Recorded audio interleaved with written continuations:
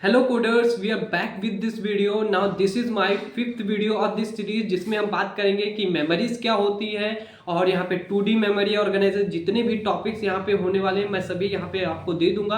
आप यहाँ पे देख भी सकते हैं और यहाँ पे मैं आपको पीडीएफ भी देने वाला हूँ, जिससे क्या होगा एग्जाम के टाइम पे ये पीडीएफ आपके लिए बहुत ज़्यादा इंपॉर्टेंट हो जाएगी और बेनिफिशियल हो सकती है, क्योंकि आपको बार बार कोई भी कॉन्सेप्ट को इधर उधर से देखना नहीं है और छानबीन नहीं करनी है, यूट्यूब पे जाना है। ये आपको सिर्फ आपको एक वीडियो देखना है मेरा वाला, और साथ में आपको पीडीएफ मिल जाएगी, ठीक है। और जितने भी कॉन्सेप्ट है मैं यहाँ पे बहुत ही कम टाइम में ज़्यादा कंटेंट डिलीवर करूँगा, जिससे क्या होगा आपको यहाँ पे ज़्यादा टाइम वेस्टिंग नहीं होगा, ठीक है। यहाँ पे जितने भी कॉन्सेप्ट है वो यहाँ पे क्रिस्टल और क्लियर हो जाएंगे इस वीडियो के साथ में। तो चलिए हम स्टार्ट करते हैं विदाउट एनी डिले के।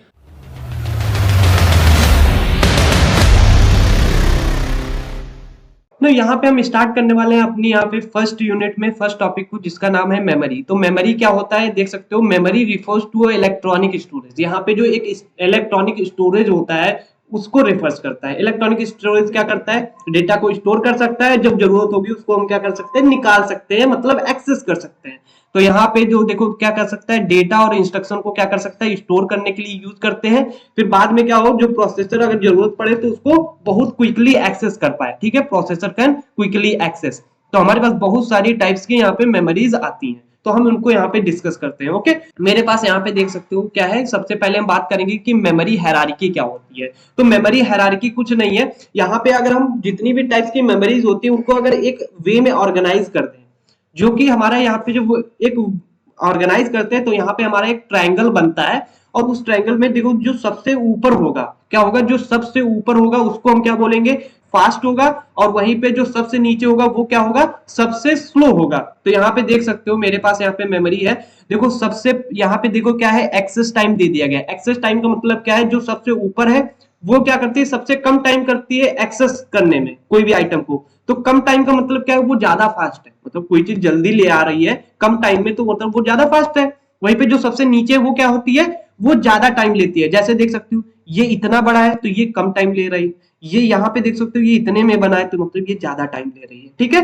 तो आई होप आपको यहाँ समझ में आ रहा होगा। तो कैश सबसे फास्ट, फिर सॉरी सीपीयू रजिस्टर सबसे फास्ट, फिर कैश मेमोरी, फिर मेन मेमोरी, फिर मैग्नेटिक मेमोरी, फिर ऑप्टिकल डिस्क, फिर उसके बाद क्या होता है मैग्नेटिक टेप। और यहाँ पे देख सकते हो जो ये तीन मेमोरी होती है इनको हम कौन सी मेमोरी बोलते हैं, इनको हम बोलते हैं ऑक्सिलरी मेमोरी। कौन सी मेमोरी बोलेंगे इनको, हम ऑक्सिलरी मेमोरी बोलेंगे। ओके, तो यहाँ पे देख सकते हो हमारी बेसिकली चार पार्ट में कैटेगराइज होती है। पहला सीपीयू रजिस्टर, दूसरा कैश मेमोरी, तीसरा मेन मेमोरी, चौथा कौन सा होता है, ऑक्सिलरी मेमोरी। और ऑक्सिलरी मेमोरी में बहुत सारे टाइप्स के आ जाते हैं, हार्ड ड्राइव, एसएसडी, तो ये सभी चीजें। ओके, तो यहाँ पे देख सकते हो कैपेसिटी किसकी ज्यादा होती है, जो सबसे ऊपर उसकी कम कैपेसिटी, जो सबसे ज्यादा, जो सबसे नीचे उसकी सबसे ज्यादा कैपेसिटी। मतलब जो ज्यादा आइटम को स्टोर कर सकते हैं या बड़ी मेमोरी होती है। जैसे सीपीयू होगा तो इतना बड़ा होगा, तो सीपीयू रजिस्टर इतना बड़ा होगा, तो कैश मेमोरी हमारी इतनी बड़ी होगी, रैम हमारी इतनी बड़ी होगी, और ऑक्सिलरी मेमोरी हमारी कितनी होगी, ये कुछ इस टाइप से आप देख सकते हो, ठीक है। तो फास्ट कौन होगी, जो सबसे छोटी, ठीक है। तो आई होप आपको यहाँ पे हायरार्की कुछ समझ में आएगी कि कैसे काम कर रही है। तो मैंने यहाँ पे हायरार्की के लिए कुछ डेफिनेशन लिख दी है, आप यहाँ से इजिली पढ़ सकते हैं। तो मैं यहाँ पे देखो सबसे पहले डिस्कस करूंगा कि रजिस्टर्स क्या होते हैं। तो रजिस्टर्स कुछ नहीं होते हैं, रजिस्टर एक्सट्रीमली फास्ट होते हैं, और ये कहाँ पे होते हैं, सीपीयू के अंदर पाए जाते हैं। समझ में आया कि जो सीपीयू के पास जो होगा वो सबसे फास्ट होगा। तो देख सकते हो मेरे यहाँ पे कहने का मतलब ये है कि मैं यहाँ पे कहना चाहता हूँ, देख सकते हो कि जो यहाँ पे सीपीयू है, ये सीपीयू, तो सीपीयू के पास कौन होता है, सीपीयू के पास, मेरे पास, इसके पास कौन होता है, इसके पास होता है रजिस्टर, ठीक है। तो रजिस्टर क्या होगा, सबसे फास्ट होगा। उसके बाद रजिस्टर के पास कौन होता है, कैश मेमोरी होती है, तो वो उससे स्लो होगी, लेकिन क्या होगी, कैश जो है यहाँ पे। उसके बाद कौन होता है, रैम, तो रैम से फास्ट होगी कैश, क्योंकि कैश इसके पास ज्यादा, जो सीपीयू के पास होगा वो ज्यादा फास्ट होगा। अब यहाँ पे कौन है, सेकेंडरी मेमोरी इसको बोलते हैं या ऑक्सिलरी मेमोरी बोलते हैं। तो सेकेंडरी मेमोरी फास्ट होगी या रैम, तो आपको पता है कि रैम हमारी सीपीयू के पास है, तो मतलब रैम हमारी ज्यादा फास्ट होगी in compare to secondary memory. Okay, तो यहाँ पे आई होप आपको ये समझ में आएगा बेसिकली थोड़ा सा ओवरऑल यहाँ पे हायरार्किकल स्ट्रक्चर। तो यहाँ पे अभी आई होप देख सकते हो यहाँ पे मेरे पास क्या है, बहुत सारे यहाँ पे टाइप्स के रजिस्टर्स की ये सभी चीजें मिल जाती हैं। देखो कैश मेमोरी क्या होता है, स्मॉल साइज की होती है और high speed memory near the CPU storing frequently use program data. वहीं पे रैंडम एक्सेस मेमोरी क्या होता है, ये वोलेटाइल होती है। वोलेटाइल का मतलब जब हमारी मेमोरी क्या होती है, रिमूव हो जाती है जब कोई हमारा पावर शट डाउन हो जाता है। जैसे हमारा कंप्यूटर चल रहा है और वो शट डाउन हो गया डायरेक्ट, तो जितना भी डेटा और जो भी हम काम कर रहे होते हैं वो क्या होता है, लॉस्ट हो जाता है डेटा, जैसा आपको पता ही होगा। ठीक है, तो यहाँ पे temporary memory for the access, quick access, यहाँ पे हम टेम्पररी के लिए हम यहाँ पे डेटा को एक्सेस करते हैं। वहीं पे देख सकते हो कि सॉलिड स्टेट ड्राइव क्या होता है, नॉन वोलेटाइल स्टोरेज होती है। और यहाँ पे हम क्या करते हैं, इसमें फ्लैश मेमोरीज को यूज करते हैं फॉर फास्टर एक्सेस। वहीं पे देख सकते हो हमारे पास क्या आता है, यहाँ पे हार्ड डिस्क ड्राइव आ जाती है जो कि मैग्नेटिक स्टोरेज, और spinning disk for the larger but slow access. यहाँ पे इसका स्लो एक्सेस होता है, लेकिन ये क्या होती है, लार्ज होती है। जैसा कि मैंने बताया, जो स्लो होगा वो लार्ज होगा। वहीं पे ऑप्टिकल ड्राइव्स क्या होती हैं, टेप ड्राइव्स, क्लाउड स्टोरेज, ये क्या करते हैं, ये सबसे लोअर स्पीड में आते हैं, लेकिन ये लॉन्ग टर्म डेटा को स्टोर कर सकते हैं और ये बहुत ही कह सकते हो चीप होती हैं। ठीक है, तो अभी जैसे आपके मन में आ रहा होगा यार इससे मुझे फायदा क्या हुआ हायरार्की बनाने से, तो यहाँ पे देखो कुछ पर्पज यहाँ पे दे दिए गए हैं कि हम क्यों हायरार्की को बनाएंगे। तो सबसे पहले हम कॉस्ट, क्योंकि कॉस्ट हमारी यहाँ पे मैटर करती है, हम बता पाते हैं कि कौन महंगा होगा। तो सबसे ऊपर जो है हायरार्की में वो महंगा होगा, जो सबसे नीचे है वो सबसे सस्ता होगा। स्पीड जो सबसे ऊपर वो सबसे फास्ट, जो सबसे नीचे वो सबसे स्लोअर। वहीं पे कैपेसिटी भी बता सकते हैं, कैपेसिटी जो सबसे ऊपर उसकी कम कैपेसिटी, जो सबसे नीचे उसकी ज्यादा कैपेसिटी। वॉलेटाइल भी यहाँ पे देखो, रैम हमारी और कैश मेमोरी वॉलेटाइल होती है। और यहाँ पे हायरार्की फ्लेक्सिबिलिटी बता पाते, परफॉर्मेंस भी यहाँ पे हम बता पाते हैं। तो ये सभी चीजें यहाँ पे हम कवर कर पाते हैं with the help of hierarchy. I hope आपको ये समझ में आया होगा, ये बहुत ज्यादा इंपॉर्टेंट क्वेश्चन हो जाता है एग्जाम पॉइंट ऑफ व्यू से। ओके, नाउ अब हम डिस्कस करने वाले हैं कि सेमीकंडक्टर रैम क्या होता है। तो सेमीकंडक्टर रैम क्या करता है, रिफर्स करता है क्लास ऑफ मेमोरी। हमारी बहुत सारी मेमोरी होती है, उनकी क्लास को रिफर्स करता है, क्योंकि हम सेमीकंडक्टर के मटेरियल का यूज करके हम क्या करते हैं, डेटा को स्टोर करते हैं और एक्सेस करते हैं। ठीक है, यहाँ पे हम बेसिकली सेमीकंडक्टर का यूज करते हैं रैम में, इसीलिए इसका नाम क्या होता है, सेमीकंडक्टर रैम। तो यहाँ पे देख सकते हो सेमीकंडक्टर रैम क्या होती है, हमारे पास बहुत बेसिकली दो टाइप्स की हमारे पास यहाँ पे आती हैं। तो सबसे पहले कौन सा है, डायनेमिक रैम जिसको डी रैम बोलते हैं। वहीं पे दूसरा क्या होता है, स्टैटिक रैम जिसको एस रैम बोलते हैं। तो सेमीकंडक्टर हमारी बेसिकली दो सेमीकंडक्टर रैम दो टाइप्स की होती है, डी रैम और एस रैम। तो हम चलिए यहाँ पे बात कर लेते हैं कि डी रैम और एस रैम क्या होता है। तो यहाँ पे देख सकते हो मेरे पास यहाँ पे डी रैम है, तो डी रैम के बारे में पढ़ते हैं। तो डी रैम क्या होता है, ये D RAM is made up by capacitor और ट्रांजिस्टर। ये ट्रांजिस्टर और हमारे कैपेसिटर से बने होते हैं, जिसमें each D RAM memory cell comprises the capacitor. यहाँ पे जो भी हमारे मेमोरी सेल होते हैं वो हमारे कैपेसिटर से और ट्रांजिस्टर से बने होते हैं मेमोरी सेल्स। जिसमें कैपेसिटर क्या करता है, डेटा को स्टोर करता है, जो हमारी बिट होती है, नहीं जैसे बिट हमारी क्या होगी, तो आपको पता है बिट क्या होती है, वन हो सकती है या जीरो हो सकती है।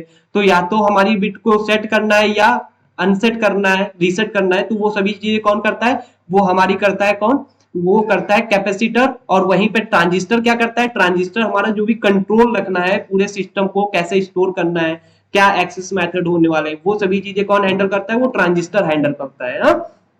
वहीं पे देख सकते हो मैंने यहाँ पे लिख दिया, आप इजीली समझ पाएंगे। वहीं पे D RAM is a volatile memory, यहाँ पे जो डी रैम होता है वो वॉलेटाइल मेमोरी होती है। वहीं पे कांस्टेंट पावर यहाँ पे रिक्वायरमेंट होती है जब डेटा लॉस्ट हो जाएगा। डेटा अगर लॉस्ट हो जाएगा कब, जब पावर में कोई इंटरप्शन आएगी। ठीक है, और यहाँ पे जो भी हमारी मेमोरी है उसमें पीरियडिक रिफ्रेश साइकिल जरूरत होती है।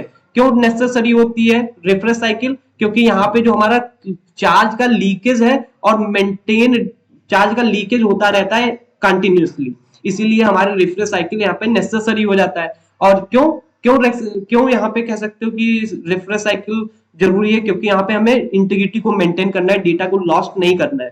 लेकिन आपको पता है जैसे ही आपका कंप्यूटर शट डाउन होता है तो वहां पे रिफ्रेश साइकिल बार बार नहीं हो पाती है, तो इसीलिए क्या होता है कि डेटा लॉस्ट हो जाता है। ठीक है, इसीलिए ये इस मेमोरी को क्या बोल देंगे, वोलेटाइल मेमोरी बोलेंगे। ठीक है, यहाँ पे बहुत अच्छा कॉन्सेप्ट है, आप यहाँ पे इजीली पढ़ सकते हैं, बहुत ही इजी वर्ड्स में, और कह सकते हो मैंने लिख दिया है जो कि आपको कोई प्रॉब्लम नहीं होगी। वहीं पे देख सकते हो D RAM provides the high memory density, यहाँ पे हाई मेमोरी डेंसिटी को प्रोवाइड किया जाता है, suitable for main memory in the RAM. Okay, और यहीं पे देख सकते हो D RAM is relatively cost effective, यहाँ पे कॉस्ट इफेक्टिव हो जाती है क्योंकि ये थोड़ी सस्ती पड़ जाती है इन कंपेयर टू हमारी कैश मेमोरी और रजिस्टर्स। ओके, और यहाँ पे compare to other memory types, ठीक है। और यहाँ पे देख सकते हो हमारे पास कुछ टाइप्स की यहाँ पे देख सकते हो यहाँ पे डी रैम मिल जाती है, तो उनको हम देख लेते हैं। तो कौन कौन सी डी रैम है हमारे पास, देख सकते हो ये कुछ टाइप्स हैं जिनको आपको यहाँ पे ध्यान से देखना है। देखो सिंक्रोनस डी रैम मिल जाती है, वहीं पे double data rate S D RAM मिल जाती है, वहीं पे देख सकते हो ग्राफिक डी रैम। यहाँ पे ये सभी जो दो या तीन टाइप्स की मैंने यहाँ पे लिखी है, ये सभी क्या होती हैं, अपना अपना अलग अलग पर्पज के लिए यूज की जाती है। जैसे ग्राफिक्स के लिए कोई रैम यूज की जाएगी तो ग्राफिक डी रैम कह देते हैं। तो यहाँ पे स्पेशल पर्पज के लिए यहाँ पे देख सकते हो स्पीड और इफिशियंसी को इंप्रूव करने के लिए जो भी हमें एप्लीकेशन बनानी है उसके हिसाब से हम कोई भी डी रैम को बनाते हैं, तो उसके आगे एस डी रैम या जो भी होगी उसके हिसाब से हम बना लेते हैं, ठीक है। तो चलिए अब हम बात करते हैं हमारा नेक्स्ट जो टाइप है हमारा सेमीकंडक्टर रैम में, जिसका नाम है क्या, एस रैम। तो एस रैम क्या होता है, जिसको हम स्टैटिक रैम भी बोल सकते हैं। तो स्टैटिक रैम क्या करता है, यहाँ पे फ्लिप फ्लॉप का यूज करता है जो कि ट्रांजिस्टर्स के बने होते हैं। वहीं पे एस रैम भी क्या होती है, वोलेटाइल होती है। क्या, क्यों, क्योंकि resulting in data lost when power is turn off, जब जैसे ही पावर टर्न ऑफ होगी तो यहाँ पे डेटा क्या होगी, यहाँ पे भी लॉस्ट हो जाता है। लेकिन एस रैम क्या होता है, बहुत ज्यादा फास्टर होता है in compare to D RAM. और यहाँ पे providing the quick access time, यहाँ पे हम बहुत जल्दी कोई भी डेटा को एक्सेस कर पाते हैं। और ये जो हमारी कैश मेमोरी होती है बेसिकली वो किसकी बनी होती है, वो स्टैटिक रैम की बनी होती है। आई होप आपको यहाँ पे समझ में आया होगा। वहीं पे एस रैम क्या होता है, ये थोड़ा ज्यादा कॉम्प्लेक्स होता है और यहाँ पे generally more expensive to manufacture than D RAM. यहाँ पे डी रैम को बनाने से ज्यादा टाइम और रुपया लगता है किसमें, एस रैम में।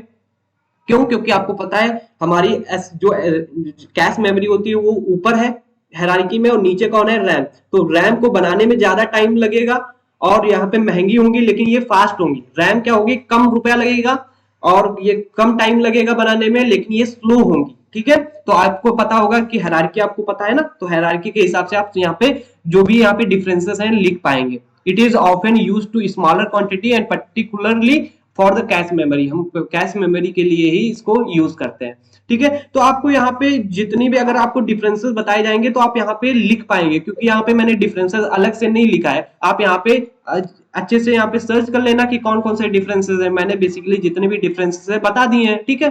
तो चलिए अब हम मूव करते हैं अपने नेक्स्ट टॉपिक पे, और जिसका नाम है यहाँ पे 2D मेमोरी ऑर्गेनाइजेशन ना। यहाँ पे हम बात करने वाले हैं कि 2D मेमोरी ऑर्गेनाइजेशन क्या होता है और उसका यूज क्यों करते हैं।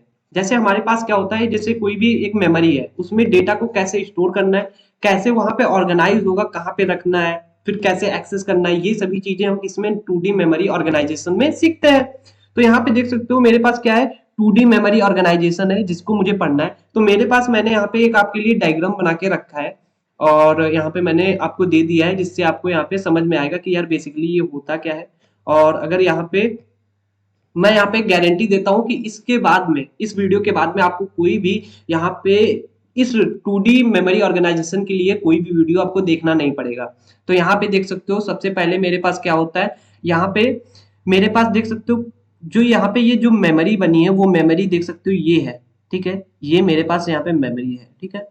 यहाँ पे देख सकते हो ये जो मैट्रिक्स बनी है इसको हम क्या बोल सकते हैं, ये हमारी मेमोरी होती है। तो मेमोरी कैसी होती है, इन द मैट्रिक्स फॉर्म होगी, ठीक है। और मैट्रिक्स में क्या होंगे आपको पता है, एक तो रो होगा, दूसरा क्या होगा, कॉलम होगा। जो रो होगा उसको हम क्या बोलेंगे, वर्ड बोलेंगे। जो कॉलम होगा उसको हम क्या बोलेंगे, बिट लाइन बोलेंगे। ओके, आई होप आपको यहाँ पे ये चीजें समझ में आ रही होगी। तो यहाँ पे देख सकते हो जो बिट लाइन है उसको कॉलम बोलेंगे, जो वर्ड होगा उसको हम क्या बोलेंगे, रो बोलेंगे, ठीक है। तो यहाँ पे देख सकते हो जो हमारे एक वर्ड है उसमें मल्टीपल बिट लाइंस हो सकती है। जैसे हमारे पास ये एक वर्ड है, रो है, उसमें क्या हो सकती है, बहुत सारे यहाँ पे ये देख सकते हो, ये मैंने एक ये वर्ड ले लिया और यहाँ पे देख सकते हो, और हर एक यहाँ पे देख सकते हो इसमें यहाँ पे एक रो है और यहाँ पे एक कॉलम है, ठीक है। और कॉलम को क्या बोलेंगे, बिट लाइन। तो यहाँ पे देख सकते हो एक सेल बन रहा है, ये बॉक्स है, इस बॉक्स को हम क्या बोलेंगे, सेल बोलेंगे, ठीक है। ये भी क्या है, सेल है, ये भी क्या है, सेल है, ये भी क्या है, सेल है, ये भी क्या है, सेल है। तो यहाँ पे हमारे पास मल्टीपल सेल हो सकते हैं, बहुत सारे सेल होते हैं कोई भी एक मेमोरी में।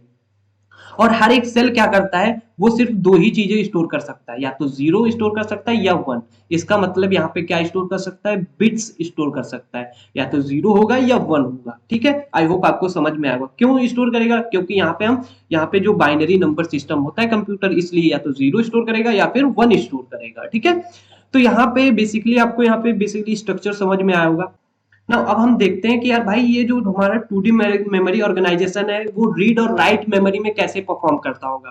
तो देख सकते हो जो हमारे पास यहाँ पे ये address line for the row selection memory from the memory address register, हमारे पास एक यहाँ पे मेमोरी एड्रेस रजिस्टर होता है। ठीक है, आपको पता ही है मेमोरी एड्रेस रजिस्टर होता था, और उस एड्रेस से क्या होगा, डिकोडर यहाँ पे लेता है 3 बिट्स लाइन, यहाँ पे 3 भी हो सकती है, 4 भी हो सकती है, 5 6 7 जितनी भी होंगी। और यहाँ पे जैसे n लाइंस है तो यहाँ पे डिकोडर में आउटपुट में कितनी लाइंस होंगी, यहाँ पे 2 to the power n होगी, यहाँ पे 3 है इसलिए यहाँ पे कितनी होगी, 8 आउटपुट लाइंस होंगी। I hope you understand. ठीक है, तो यहाँ पे देख सकते हो मेरे पास यहाँ पे कितनी है, 8 लाइंस है। तो ये 8 लाइंस क्या करती हैं, मुझे यहाँ पे सिलेक्शन बताती हैं कि कौन सी रो को सेलेक्ट करना है। जैसे इसने क्या किया, यहाँ पे सपोज इस पे इसके पास है 0 0 1, तो इसका मतलब क्या है, 1। तो यहाँ पे देखो 0 0 है हो गया, यहाँ पे 1 आ गया, तो इसका मतलब है इसने कौन सी लाइन सेलेक्ट करनी है, वन, मतलब सेकेंड लाइन सेलेक्ट करनी है।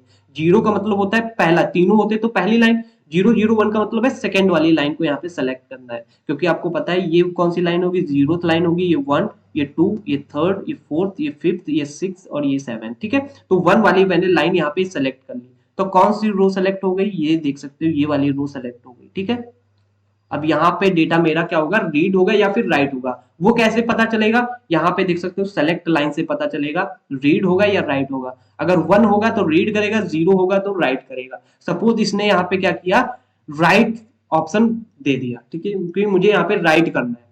तो राइट क्या करना है, तो राइट कौन बताएगा, कॉलम इनपुट आउटपुट सर्किट बताएगा कि यहाँ पे राइट क्या करना है। सपोज इसको राइट करना है 0 0 1 0 0 1 0, तो यहाँ पे ये डेटा मुझे राइट करना है, तो राइट क्या कर देगा, देखो यहाँ पे 0 डाल दिया, यहाँ पे 0 डाल दिया, यहाँ पे 1 डाल दिया, यहाँ पे 0 डाल दिया, यहाँ पे 0, यहाँ पे 1, यहाँ पे 0। तो देख सकते हो ये डेटा यहाँ पे राइट हो गया। कुछ इस टाइप से बेसिकली प्रोसेस होता है हमारा किसी भी 2D मेमोरी ऑर्गेनाइजेशन में। सपोज इसने क्या किया कि अभी कह रहा है कि भाई नहीं मुझे रीड नहीं करना है, अब मुझे राइट करना है जो डेटा मैंने डाला था, सॉरी मुझे अब रीड करना है, पहले मैंने राइट किया था अब मुझे रीड करना है। तो यहाँ पे क्या हो जाएगा, 1 हो जाएगा। तो यहाँ पे जो डेटा होगा, यहाँ पे जो डेटा होगा वो डेटा का होगा, या तो वो कोई भी डिवाइस में डालना हो सकता है, सपोज मुझे सीपीयू के मॉनिटर, जो हमारा मॉनिटर होता है उसमें दिखाना हो सकता है, या प्रिंटर से प्रिंट करवाना हो सकता है, या ये सभी चीजें हो सकती हैं।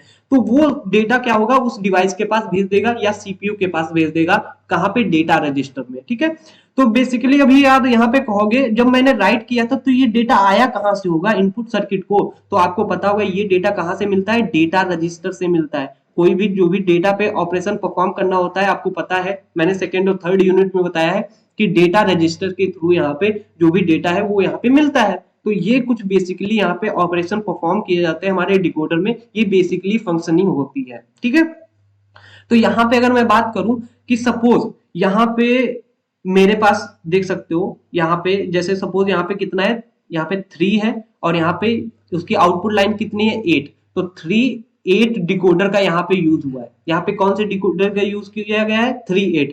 सपोज ये, तो यहाँ पे रोज कितनी होंगी, यहाँ पे देख सकते हो 8 रोज है। सपोज यहाँ पे अगर 1024 यहाँ पे कह सकते हो रोज होती, तो कितना लगता है यहाँ पे 1024 अगर यहाँ पे रोज होती या वर्ड होते तो इस मेमोरी में, तो कितने यहाँ पे डिकोडर की कौन सा डिकोडर लगता।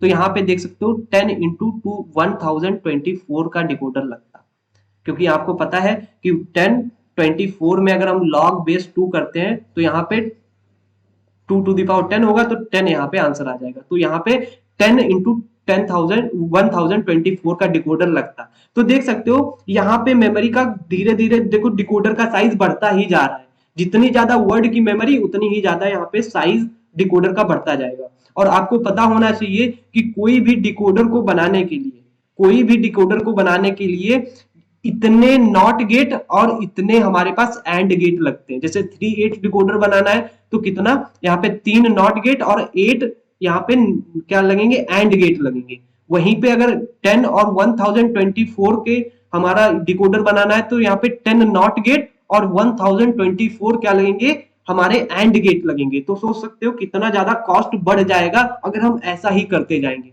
तो इसीलिए यहाँ पे ये थोड़ा इनइफिशियंट हो जाता है हमारा डिकोडर जब हमारा यहाँ पे कॉस्ट के मामले में।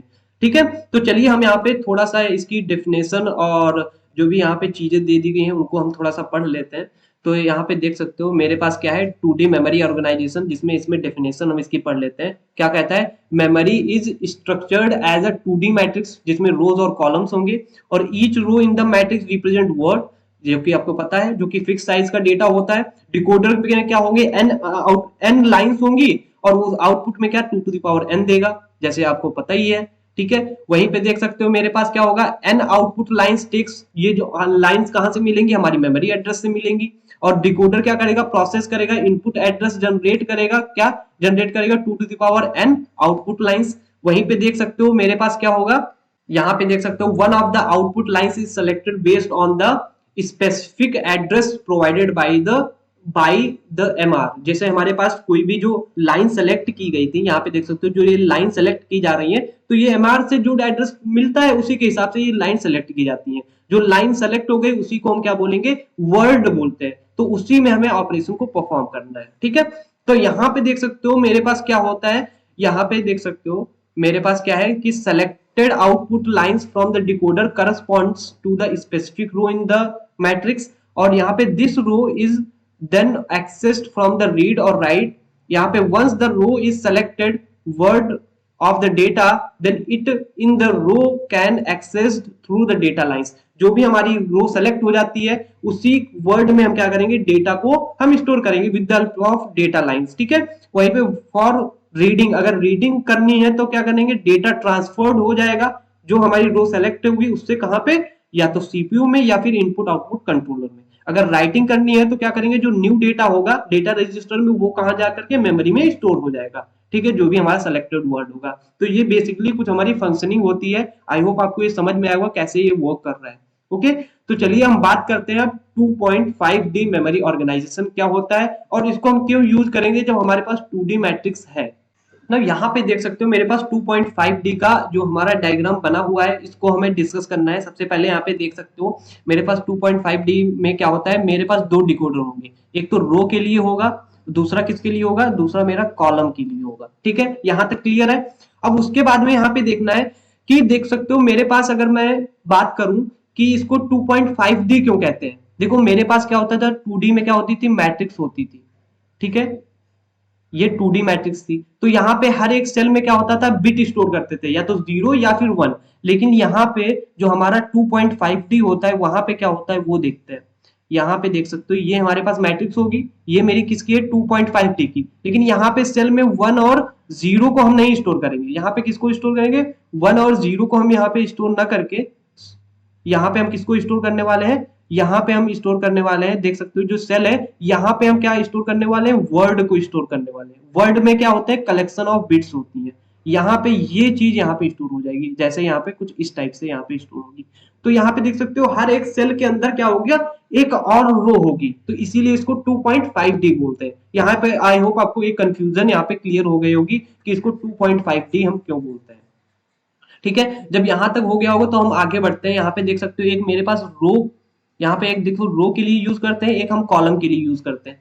तो सोचोगे भाई इसको क्यों यूज करें, तो यहाँ पे जो 2D होती थी उसको बनाने के लिए कॉस्ट ज्यादा लगती थी। ठीक है, लेकिन यहाँ पे क्या होती है, कॉस्ट कम लगती है। वो कैसे, जैसे मुझे सपोज यहाँ पे 10 इंटू 1024, यहाँ पे 1024 मेमोरी ब्लॉक, यहाँ पे जो मैट्रिक्स है वो उसमें कितनी रोज है, 1024 है, किसमें, 2D में।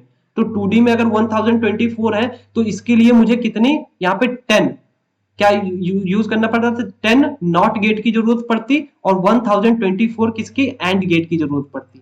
आई होप आपको यहाँ पे क्लियर होगा। लेकिन इसको अगर 2.5D को बनाना है तो हम क्या कर सकते हैं, जो यहाँ पे ये कॉन्फ़िगरेशन है इसको मैं तोड़ सकता हूँ। कैसे, 5 इंटू 32। देखो अगर 2 टू द पावर 5 करोगे 32 हो जाएगा। यहाँ पे भी मैं 5 इंटू 32 में तोड़ लूंगा, तो यहाँ पे 5, यहाँ पे मान लो कि जैसे 5 32 है, यहाँ पे मैं 5 सेलेक्टेड लाइन कर लूंगा ऐसे वो अभी उसको नहीं देखना है कि ये बना कैसे डायग्राम है, ठीक है। तो यहाँ पे देख सकते हो, यहाँ पे नॉट गेट कितने लगेंगे, 5 यहाँ पे लगेंगे और 5 यहाँ पे लगेंगे, तो कितने हो जाएंगे, 10 नॉट गेट हो जाएंगे, ये 10 नॉट गेट हो जाएंगे। 32 कितना हो जाएगा, 64 कितने लग जाएंगे, एंड गेट लग जाएंगे। तो देख सकते हो 1024 को मैंने किसमें तोड़ दिया है, यहाँ पे देख सकते हो 64 एंड गेट ही लगेंगे, और वहां पे अगर 2D लगती तो वहां पे कितना होता, 1024 एंड गेट लगते। और जैसे ये बढ़ता जाएगा रजिस्टर और हमारा जो मेमोरी का साइज, उतने ही ज्यादा यहाँ पे एक्सपोनेंशियल में वहां पे जो हमारा साइज है डिकोडर का बढ़ता जाएगा और कॉस्ट भी बढ़ती जाएगी। तो यहाँ पे ये हमारा इफिशियंट हो जाता है किसके लिए, जब हम यहाँ पे इसका यूज करते हैं। तो ये कैसे वर्क करता है वो हम देख लेते हैं। देख सकते हो यहाँ पे डिकोडर होगा और यहाँ पे क्या होगा, मेरे पास क्या होगा, यहाँ पे 2n कॉलम्स होंगे, जितने यहाँ पे जैसे n लाइंस होंगी तो यहाँ पे 2n होगी। सपोज मैंने यहाँ पे m रोज है तो यहाँ पे 2m रोज होंगी, ठीक है। तो यहाँ पे जो हमारा रो किससे सेलेक्ट होगा, जैसे सपोज मैंने यहाँ पे पहली रो सेलेक्ट की किससे, डिकोडर से। आपको पता है कि मैंने बताया कैसे सेलेक्ट करते हैं। सपोज कॉलम डिकोडर ने क्या किया, सपोज इस रो को सेलेक्ट किया, तो इससे जो कट बना तो देख सकते हो ये इधर गया, ये इधर जाएगा ना, ये वाला कॉलम। तो यहाँ पे ये कट बना, मतलब मुझे इस सेल में यहाँ पे ऑपरेशन परफॉर्म करने हैं। तो रीड और राइट कौन बताएगा, यहाँ पे सेलेक्ट लाइन बताएगा। और ये सेलेक्ट लाइन या तो बिट इनका मतलब या तो इनपुट देगा, ये यहाँ से इनपुट जाएगा, या तो यहाँ पे रीड करना होगा या फिर आउटपुट लेगा। तो ये बिट इन और बिट आउट के हिसाब से यहाँ पे काम करता है, ठीक है। तो जैसे मुझे रीड करना है तो मैं यहाँ पे जाऊंगा, इस पर्टिकुलर सेल में ही मुझे ऑपरेशन परफॉर्म करना पड़ेगा क्योंकि इसके अंदर ही वर्ड है। लेकिन वहां पे क्या होता था, वहां पे जो 2D मैट्रिक्स होती थी वो पूरी रो में क्या होते थे, एक बिट वर्ड स्टोर होता था, नंबर ऑफ बिट्स में यहाँ पे ऑपरेशन परफॉर्म करना पड़ता था। लेकिन यहाँ पे पर्टिकुलर एक सेल के लिए यहाँ पे ऑपरेशन परफॉर्म करना पड़ता है। तो यहाँ पे ये कुछ बेसिकली यहाँ पे ये हमारा यहाँ पे देख सकते हो कि बेसिकली हमारा 2.5D था। आई होप आपको यहाँ पे थोड़ा बहुत समझ में आया होगा। और चलिए हम यहाँ पे थोड़ा सा इसकी थ्योरी देख लेते हैं। 2.5D मेमोरी ऑर्गेनाइजेशन में क्या होता है, there are 2 decoders, 1 column decoder 1 row decoder, आपको पता ही है। और कॉलम डिकोडर क्या करेगा, कॉलम को सेलेक्ट करेगा, व्हाइल रो डिकोडर क्या करेगा, रो को सेलेक्ट करेगा। किसके लिए, address from the memory address register. ये किसके थ्रू करेंगे, मेमोरी एड्रेस रजिस्टर के थ्रू करेंगे। Cell is selected cell is determined through the bit outline और इनेबल टू रीड और राइट ऑपरेशन। जो भी हमें रीड और राइट ऑपरेशन करने हैं वो बिट आउटलाइन से पता चलेंगे। और location using the data lines, जो भी हमारी लोकेशन है डेटा लाइंस की, उसके थ्रू हम यहाँ पे डेटा को ऑपरेशन परफॉर्म कराएंगे, ठीक है ना। यहाँ पे देख सकते हो रीडिंग मोड में क्या होता है, word bit represent the memory address becomes the available data line. जो भी हमारी डेटा लाइंस में मेमोरी एड्रेस रजिस्टर है वो क्या होता है, उससे हम क्या करेंगे, सबसे पहले सेलेक्ट करेंगे, क्या करेंगे कि कौन सा वर्ड में मुझे या कौन से सेल में मुझे क्या करना है, डेटा को ऑपरेशन परफॉर्म करना है। और उसमें से क्या करेंगे, और यहाँ पे मुझे रीड करना है तो हम क्या करेंगे, उस जो वर्ड होगा उससे हमें क्या करना पड़ेगा, डेटा को रिट्रीव कर लेंगे और जहां पे मुझे भेजना है वहां पे मैं भेज दूंगा, सिंपल है। और राइटिंग में क्या होगा, data from the memory data register, यहाँ पे जो मेमोरी डेटा रजिस्टर है वहां से क्या होगा, सेंड कर दिया जाएगा उस सेल में, कौन से सेल में, जो हमारा कॉलम और रो ने डिकोडर ने सेलेक्ट किया होगा, ठीक है। और यहाँ पे जो सेलेक्ट लाइन क्या करती है, हेल्प करती है specific facilitate write operation with the data from the memory data register. ये सेलेक्ट लाइन क्या करती है, बताती है कि कौन सा डेटा राइट करना है या फिर रीड करना है, ठीक है।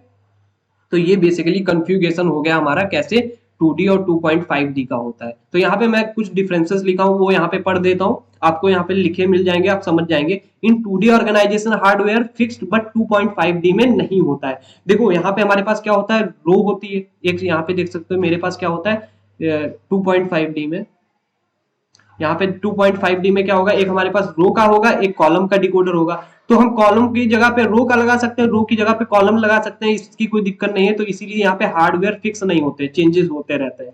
वहीं पे देख सकते हो 2D memory organization more gates, while the 2.5D में कम गेट्स का यूज करेंगे। क्योंकि देखो तो जब हमारे पास यहाँ पे कितना था मेमोरी में 10 इंटू 1024 का डिकोडर बनाना था तो यहाँ पे बहुत ज्यादा लग गया था। लेकिन यही 10 इंटू 10,024 का 2.5D में लगाना था तो कितना 10 नॉट गेट और 64 लगे थे। यहाँ पे कितना 10 नॉट गेट और 1024 एंड गेट लगे थे, तो इसीलिए इसका कॉस्ट क्या होता है, कम होता है, कम रिक्वायर्ड यहाँ पे गेट्स की पड़ती है। यहाँ पे 2D ज्यादा कॉम्प्लेक्स हो जाता है क्योंकि बड़ा है इन कंपेयर टू यहाँ पे देख सकते हो 2.5D। Error correction is not possible क्योंकि यहाँ पे एरर का करेक्शन नहीं कर सकते, इतना बड़ा होता है 2.5 में हम करेक्शन इजिली कर सकते हैं।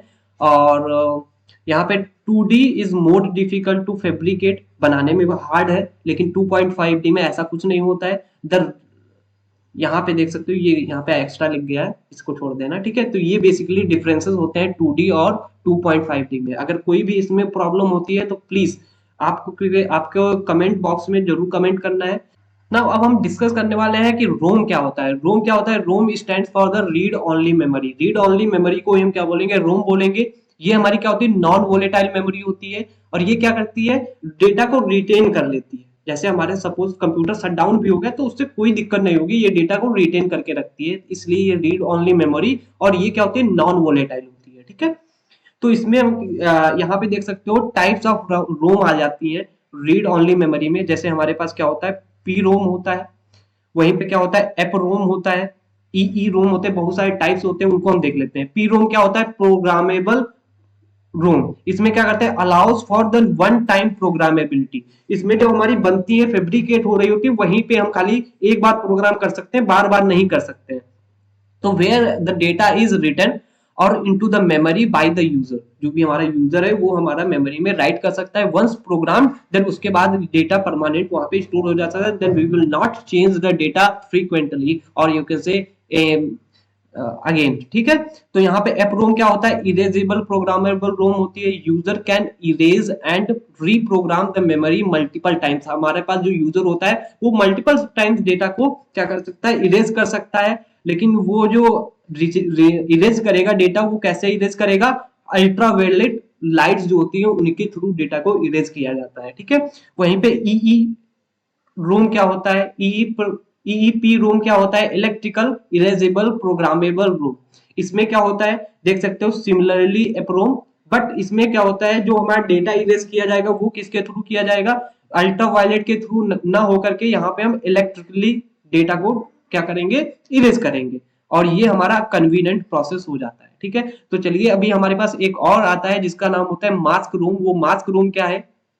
यहाँ पे देख सकते हो, यहाँ पे मास्क रोम में क्या है? In some case ROM is created with the fixed data during the manufacturing processes और is referred to the mask ROM and data is masked onto the ROM chip fabrication. जैसे जब हमारा फैब्रिकेशन होता था तो अकॉर्डिंग टू हम user क्या कर सकते हैं? रोम को बनाते हैं, तो उसको हम क्या बोलेंगे? मास्क रोम बोल सकते हैं, ठीक है। ये ज्यादा आपको कंफ्यूजन नहीं होगी, आप यहाँ पे इजिली पढ़ सकते हैं, मैंने यहाँ पे नोट्स दे दिए, ठीक है। तो चलिए अब हम अपने नेक्स्ट टॉपिक पे मूव करते हैं और बात करते हैं उसकी। तो हमारे पास जो नेक्स्ट टॉपिक है उसका नाम क्या है? Cache memory. तो कैश मेमोरी क्या होती है उसके बारे में हम यहाँ पे देखने वाले हैं। तो कैश मेमोरी क्या होता है? Cache memory is a high speed volatile memory होती है, क्योंकि एस रैम होती है, उसी को हम क्या बोलते हैं? कैश मेमोरी बोलते हैं। It provide the rapid data access to the processor. जो भी हमारा डेटा होता है प्रोसेसर को हम बहुत रेपिडली प्रोवाइड कर सकते हैं। वहीं पे store frequently used computer program application और डेटा, हम इसको क्या करते हैं? फ्रीक्वेंटली स्टोर करने के लिए यूज करते हैं। मतलब जो भी हमारा सपोज क्या करते हैं, कोई भी सपोज मैं पबजी अपने मोबाइल में चला रहा हूँ और उस पबजी के फोन का में जो मोबाइल में चल रहा है उसका जितना भी चीजें होंगी जो एक्टिव है फ्रीक्वेंटली, तो वो कहाँ पे स्टोर होंगी? वो कैश में होंगी। वो इसलिए वो थोड़ा फास्ट हो जाती है, ठीक है। जैसे यहाँ पे आपको पता भी होगा, जब हम अपना मोबाइल ऑन करते हैं तो थोड़ा सा टाइम लेता है स्टार्ट होने में। एक बार जब ऑन हो जाता है तो वो वही चीजें फास्ट और चलने लगती है, ठीक है। जैसे कोई आप अपनी एप्लीकेशन खोलते हैं तो उसको एक बार लोड होने में टाइम लगता है, उसके बाद दोबारा से नहीं होता है, क्योंकि वो कैश मेमोरी में चले जाते हैं जो फ्रीक्वेंटली चीजें होती हैं। इसीलिए वो क्या होता है? सीपीयू डायरेक्ट कैश मेमोरी से एक्सेस कर पाता है। जब आप कोई नई चीज एक्सेस करते हैं वो कहां से एक्सेस होती है? रैम से होती है। लेकिन जो आप बार बार वही चीज यूज कर रहे हैं करंटली, जब फोन आपका ऑन है, तो वो चीजें कहां पे होती है? कैश मेमोरी में होती है। इसीलिए वो बहुत जल्दी डेटा को एक्सेस कर पाती है। I hope you getting my point, okay. तो यहाँ पे crucial for improving overall speed performance, यहाँ पे मैंने लिख दिया है यार, ज्यादा हार्ड नहीं है। Storing the frequently access data and instruction close to the CPU, जो भी हमारी close to the CPU instructions होती हैं उनको हम एक्सेस करने के लिए इसका यूज करते हैं। Minimizes the time to access the instruction data and instruction compare to the RAM. जैसे मैंने आपको एक बार बताया भी था पिछले वाले वीडियो में कि हमारे पास जो ये हमारे पास सपोज रैम है और हमारे पास ये क्या है, मेरे पास सीपीयू है। तो सीपीयू क्या होता है, एक जेट मान सकते हो, एरोप्लेन, और यहाँ पे जो ये रैम है वो कछुआ होता है, तो इनकी स्पीड नहीं मैच कर सकती है। इसीलिए इनके बीच में हम किसका यूज करते हैं, इनके बीच में हमारे पास होती है, इसको बोलते हैं कैश मेमोरी। तो ये इससे डेटा लेता है और ये इससे डेटा को देता है। तो इससे यहाँ पे कम्युनिकेटर, इसके बीच में जो कम्युनिकेशन कर रहा है उसको हम कैश मेमोरी बोलते हैं। तो यहाँ पे देख सकते हैं मेरे पास सीपीयू होगा। सीपीयू क्या होता है, कैश मेमोरी से फास्ट कर लेता है कम्युनिकेशन। वहीं पे कैश मेमोरी से रैम के बीच में स्लो कम्युनिकेशन होगा। और लेकिन और मेन मेमोरी से यहाँ पे सेकेंडरी मेमोरी के बीच में जो होता है वो स्लोअर होता है। तो यहाँ पे मैं आपको बताना चाहूंगा कि यहाँ पे कैसे ट्रांसफर होता है। देख सकते हो सीपीयू किस फॉर्म में डेटा को लेगा, वर्ड की फॉर्म में लेगा। वर्ड ट्रांसफर मतलब यहाँ पे जो मल्टीपल बिट्स होंगे, जैसे यहाँ पे कितनी 1 2 3 4 बिट्स स्टोर कर सकते हैं, तो इसको हम क्या बोलेंगे, वर्ड बोलेंगे। तो ये वर्ड की फॉर्म में डेटा लेगा, कहां से, कैश से सीपीयू में। और मेन मेमोरी से कैश मेमोरी किसमें, ब्लॉक की फॉर्म में लेता है। जैसे आपको पता ही होगा ब्लॉक क्या होता है, ठीक है, और मैंने बताया भी है, अभी आगे हम पढ़ भी लेंगे। और यहाँ पे जो पेज की फॉर्म में, यहाँ पे जो हमारे पास सेकेंडरी स्टोरेज होती है उससे मेन मेमोरी में जो डेटा आता है उसको हम क्या बोलेंगे, यहाँ पे पेज की फॉर्म में डेटा को लेते हैं। यहाँ पे ये बेसिकली कुछ यहाँ पे कैश मेमोरी को हम इस टाइप से ऑर्गेनाइज करते हैं। तो देख सकते हो यहाँ पे ऑर्गेनाइज करने का तरीका, सबसे पहले सीपीयू, फिर कैश, फिर मेन मेमोरी, फिर सेकेंडरी मेमोरी, ठीक है। तो सबसे कॉस्टली कौन होती है, सीपीयू, और सबसे कम कॉस्टली या कह सकते हो चीप कौन होती है, सेकेंडरी होती है, ठीक है। ऐसे ही यहाँ पे एक कह सकते हो असेंडिंग ऑर्डर में यहाँ पे है। तो यहाँ पे देख सकते हो बेसिकली जो हमारी यहाँ पे कैश मेमोरी होती है वो 3 लेवल्स में पाई जाती है। तो वो 3 लेवल कौन कौन से होते हैं, एक L1 होता है, L2 होता है और L3 होता है। तो सबसे L1 होगी, स्मॉलेस्ट होगी, फास्टेस्ट होगी, और ये सीपीयू चिप पे लगी होती है या ऑन सीपीयू चिप पे होती है। Separate instructions and data cache for the independent handling करता है।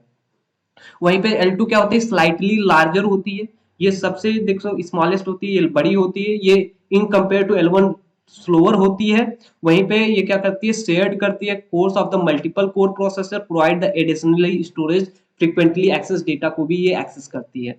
वहीं पे देख सकते हो जो L3 होती है वो लार्जर होती है, स्लोअर होती है देन L2। यहाँ पे जिसका जितना जो नाम, जैसे L3 है तो उसका नाम क्या है, इसमें 3 लगा है तो ये सबसे छोटी होगी, L2 है तो वो उससे छोटी होगी, और यहाँ पे जो L1 है वो सबसे छोटी होगी। लेकिन यहाँ पे जो L3 है उसका क्या होती है, ये सबसे स्लोवर होती है, L2 उससे फास्ट होती है और L1 सबसे फास्ट होती है। वहीं पे all course in the multi processor course additionally store the frequently data may not fit in the L1 और L2। यहाँ पे L1 और L2 कैश मेमोरी में ये फिट नहीं हो सकता डेटा, वो भी यहाँ पे L3 डेटा को एक्सेस करती है ना। अब हम डिस्कस करने वाले हैं कि टर्मिनोलॉजीज क्या होती है हमारी कैश मेमोरी में। देखो बेसिकली जो हमारी मेमोरी होती है कैश मेमोरी, वो क्या होता है कि कैसे बनती है वो हमें यहाँ पे देखना है। जैसे सपोज मेरे पास यहाँ पे ये कैश मेमोरी है, इसमें हमारे पास क्या होता है, एक टैग होगा, इसको क्या बोलेंगे, टैग बोलेंगे। यहाँ पे मेरा क्या होगा, डेटा स्टोर होगा, ठीक है, कुछ इस टाइप से। और यहाँ पे जो टैग है और डेटा है, ये इसके नीचे क्या होगी, यहाँ पे हमारे पास इंडेक्सिंग होगी। बेसिकली यहाँ पे 0 0 0 हो सकता है, 0 0 1 हो सकता है, 0 0 2, कुछ इस टाइप से। यहाँ पे जो ये चीज होती है इसको हम क्या बोलेंगे, इसको ही बोलेंगे क्या, इंडेक्सिंग बोलते हैं या इंडेक्स बोल सकते हैं। तो यहाँ पे जो रजिस्टर है, इस रजिस्टर के हिसाब से मुझे पता चलता है कि यहाँ पे क्या होने वाला है। इसके रजिस्टर के थ्रू हमारा कैश मेमोरी कैसे यहाँ पे डेटा को स्टोर करेगी। सपोज मेरे पास यहाँ पे ये रजिस्टर है, जिसको आपको पता है ये डेटा रजिस्टर हो सकता है, ठीक है। ये मेरे पास क्या है, डेटा रजिस्टर है। अब इस रजिस्टर में सपोज ये रजिस्टर है जो ये कितने बिट्स का है, ये 16 बिट्स का हो सकता है सपोज मान लिया। तो यहाँ पे ये 16 बिट्स का है। तो और यहाँ पे जो इंडेक्स है वो कितने बिट्स का है, यहाँ पे सपोज मान लिया 6 बिट्स का है। यहाँ पे ऑफसेट कितने बिट्स का है, 6 बिट्स का है, ठीक है। और यहाँ पे जो टैग है वो कितना, देखो 6 6 हो गया तो 4 बिट का टैग हुआ, ठीक है। तो देख सकते हो यहाँ पे जो टैग है उसकी बिट्स कितनी होगी, 4 बिट की होगी। यहाँ पे डेटा होगा वो कितने बिट का होगा, 6 बिट का होगा। जितना ऑफसेट होगा उतना ही बड़ा डेटा होगा। ऑफसेट का मतलब होता है कि एक वर्ड का साइज क्या है, तो यहाँ पे एक वर्ड स्टोर होगा तो उसी को हम क्या बोलेंगे, ऑफसेट कितना है, ठीक है। तो यहाँ पे देख सकते हो, यहाँ पे जो इंडेक्सिंग है, इंडेक्सिंग कितने बिट्स की होगी, यहाँ पे 6 बिट की होगी। कितने बिट की होगी, 6 बिट की होगी, अगर हम इसको रिप्रेजेंट करेंगे, अगर कुछ इस टाइप की फॉर्म में होगा तब। लेकिन अभी हम आगे डिस्कस करने वाले हैं, इसके कुछ न्यूमेरिकल्स होते हैं, तो उसकी टेंशन नहीं लेनी। आई होप आपको ये समझ में आया होगा थोड़ा बहुत भी, तो इसको जस्ट टेंशन नहीं लेनी, यहाँ पे बस टर्मिनोलॉजी समझने वाले हैं। कैश लाइन क्या होता है, हाँ यहाँ पे देख सकते हो, जैसे हमारे पास जितनी इंडेक्सिंग होगी, ठीक है, देख सकते हो यहाँ पे जैसे मल्टीपल इंडेक्सिंग होती, तो यहाँ पे देख सकते हो ये कैश लाइन होती है, यहाँ पे number of multiple cash lines हो सकती है, और वो कितनी होंगी, जितनी हमारी इंडेक्सिंग होगी। मतलब जैसे इंडेक्सिंग में 10 बिट्स है, 10 बिट्स है हमारी इंडेक्स में, तो 2 टू द पावर 10 कितनी बिट लाइंस हो जाएंगी, ठीक है। जितनी हमारी इंडेक्सिंग होगी, जितने बिट्स में, उसके 2 to the power n bit में क्या होगी, बिट लाइंस हो जाएंगी, ठीक है। तो यहाँ पे देख सकते हो कैश लाइन समझ में आ गई होगी। ये हमारा क्या होता है कि जो हमारी ये लाइंस होती हैं जहां पे डेटा स्टोर होता है, उसी को हम बिट लाइन बोल सकते, कैश लाइन बोल सकते हैं। कैश का साइज क्या होता है, total number of data cache can hold, कितना डेटा कैश होल्ड कर सकता है, उसको हम क्या कर सकते हैं, या तो एमबी में मेजर करते हैं या केबी में मेजर करते हैं। हिट और मिस क्या होता है, जब जैसे मैंने क्या किया, देखो दो चीजें होती हैं, यहाँ पे सीपीयू होता है, ये मेरे पास क्या है, सीपीयू है, यहाँ पे ये मेरे पास क्या है, कैश है, और यहाँ पे ये क्या है, मेरे पास रैम है। तो सपोज यहाँ पे सीपीयू ने क्या किया, किसी वर्ड को एक्सेस करना चाहा, लेकिन वो कैश में नहीं है, तो ये क्या करेगा, अब ये कैश सीपीयू कहाँ जाएगा, रैम से, वो जो चाहिए था उसको डेटा, वो रैम से उठाएगा।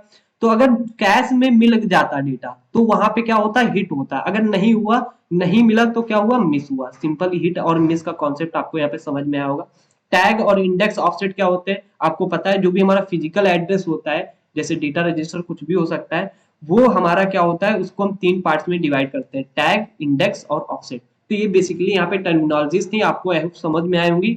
तो यहाँ पे अभी देखते हैं कि हाउ परफॉर्मेंस, यहाँ पे देख सकते हो कि कैसे हम किसी भी कोई भी कैश मेमोरी है, उसकी हम कैसे परफॉर्मेंस को मेजर कर सकते हैं।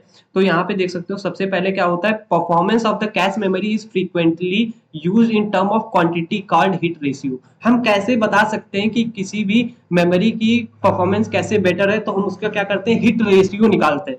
तो हिट रेशियो क्या होता है, when the CPU refers the memory finds the word in the cash. Suppose कोई भी सीपीयू क्या करता है, रेफर करता है कोई भी एक मेमोरी को, और उसमें क्या करता है, कोई वर्ड को फाइंड करना चाहता है, कहां से, कैश से।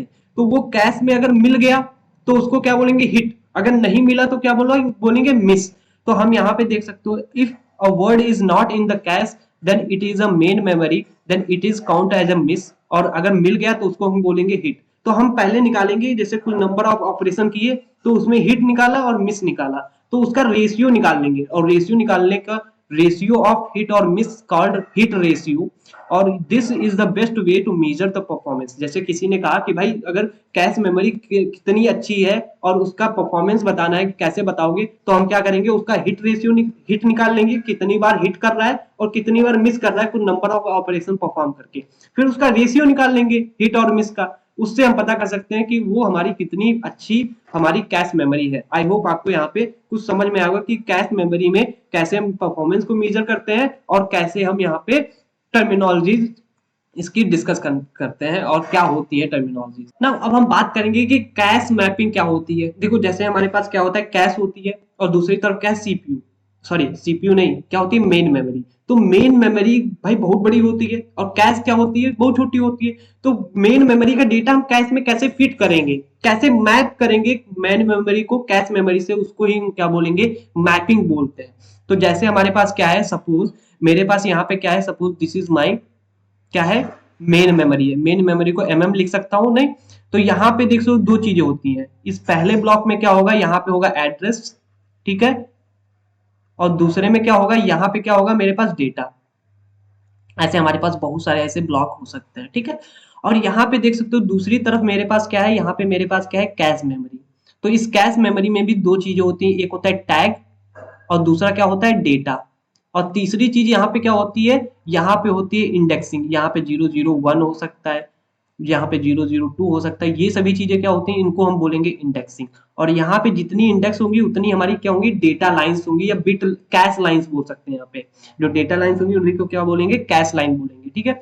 तो यहाँ पे जो एड्रेस होगा, ये क्या होगा, एड्रेस, ठीक है। इस एड्रेस से हम क्या करेंगे, तीन चीजें फाइंड करेंगे।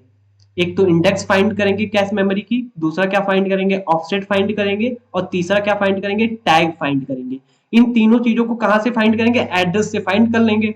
और उस एड्रेस से देखो यहाँ पे मुझे इंडेक्स मिल जाएगी, यहाँ से टैग मिल जाएगा, और यहाँ से जो ऑफसेट होगा, ऑफसेट से क्या पता चलेगा कि साइज क्या होने वाला है हमारे डेटा का कैश मेमोरी में। तो ऑफसेट क्या बताता है कि जो हमारा एक वर्ड है उसका साइज कितना है। ठीक है, ये बस इतना ही इजी था। तो अभी यार यहाँ पे कहा जाएगा कि भाई टैग का यूज क्यों करेंगे, तो वो हम आगे चल के समझने वाले हैं। देखो टैग कुछ नहीं होता है, टैग क्या करता है, ये देखता है कि जो इंडेक्स पे डेटा है वो क्या मेरी जो मुझे चाहिए डेटा वो मैच करता है कि नहीं। अगर मैच किया तो मतलब हिट किया, अगर वो टैग नहीं मैच किया तो नहीं हिट किया, मतलब मिस किया। तो यहाँ पे देख सकते हो कैश मैपिंग क्या होती है। Cache mapping refers to a technique used to determine the how data is mapped between the main memory और कैश मेमोरी। कैसे डेटा मेमोरी, मेन मेमोरी और रैम के बीच में मैप होगा, उसी को हम कैश मैपिंग बोलेंगे। यहीं पे प्राइमरी गोल इसका क्या होता है, efficient to manage data transfer और between the two levels of, हमारे पास दो लेवल्स ऑफ मेमोरीज हैं, उनको बिना मैप किए अगर ऐसे हम करते रहे then that will not good. तो यहाँ पे ये कुछ इस टाइप से हम यहाँ पे ऑपरेशन को यहाँ पे करते हैं। तो सबसे पहला जो हमारा यहाँ पे टाइप आता है जिसका नाम है डायरेक्ट मेमोरी, डायरेक्ट मैपिंग, तो उसके बारे में हम यहाँ पे डिस्कस करने वाले हैं। तो यहाँ पे देख सकते हो डायरेक्ट मैपिंग में क्या होता है, each block of main memory specific block in the cash. जो हमारा एक ब्लॉक होगा कोई भी हमारे मेमोरी का, मेन मेमोरी का, उसको हम क्या करेंगे, कैश मेमोरी को दे देंगे। सिंपल, इतना इजी। यहाँ पे सिंपल इफिशिएंट, अब देखो जैसे ये मैंने कहा सिंपल, तो ये सिंपल भी होता है और इफिशिएंट टेक्निक होती है, ज्यादा कॉस्ट नहीं लगता है। It may lead to cost cache conflict, इसमें कुछ कंफ्लिक्शन होती है, वो हम अभी देखने वाले हैं।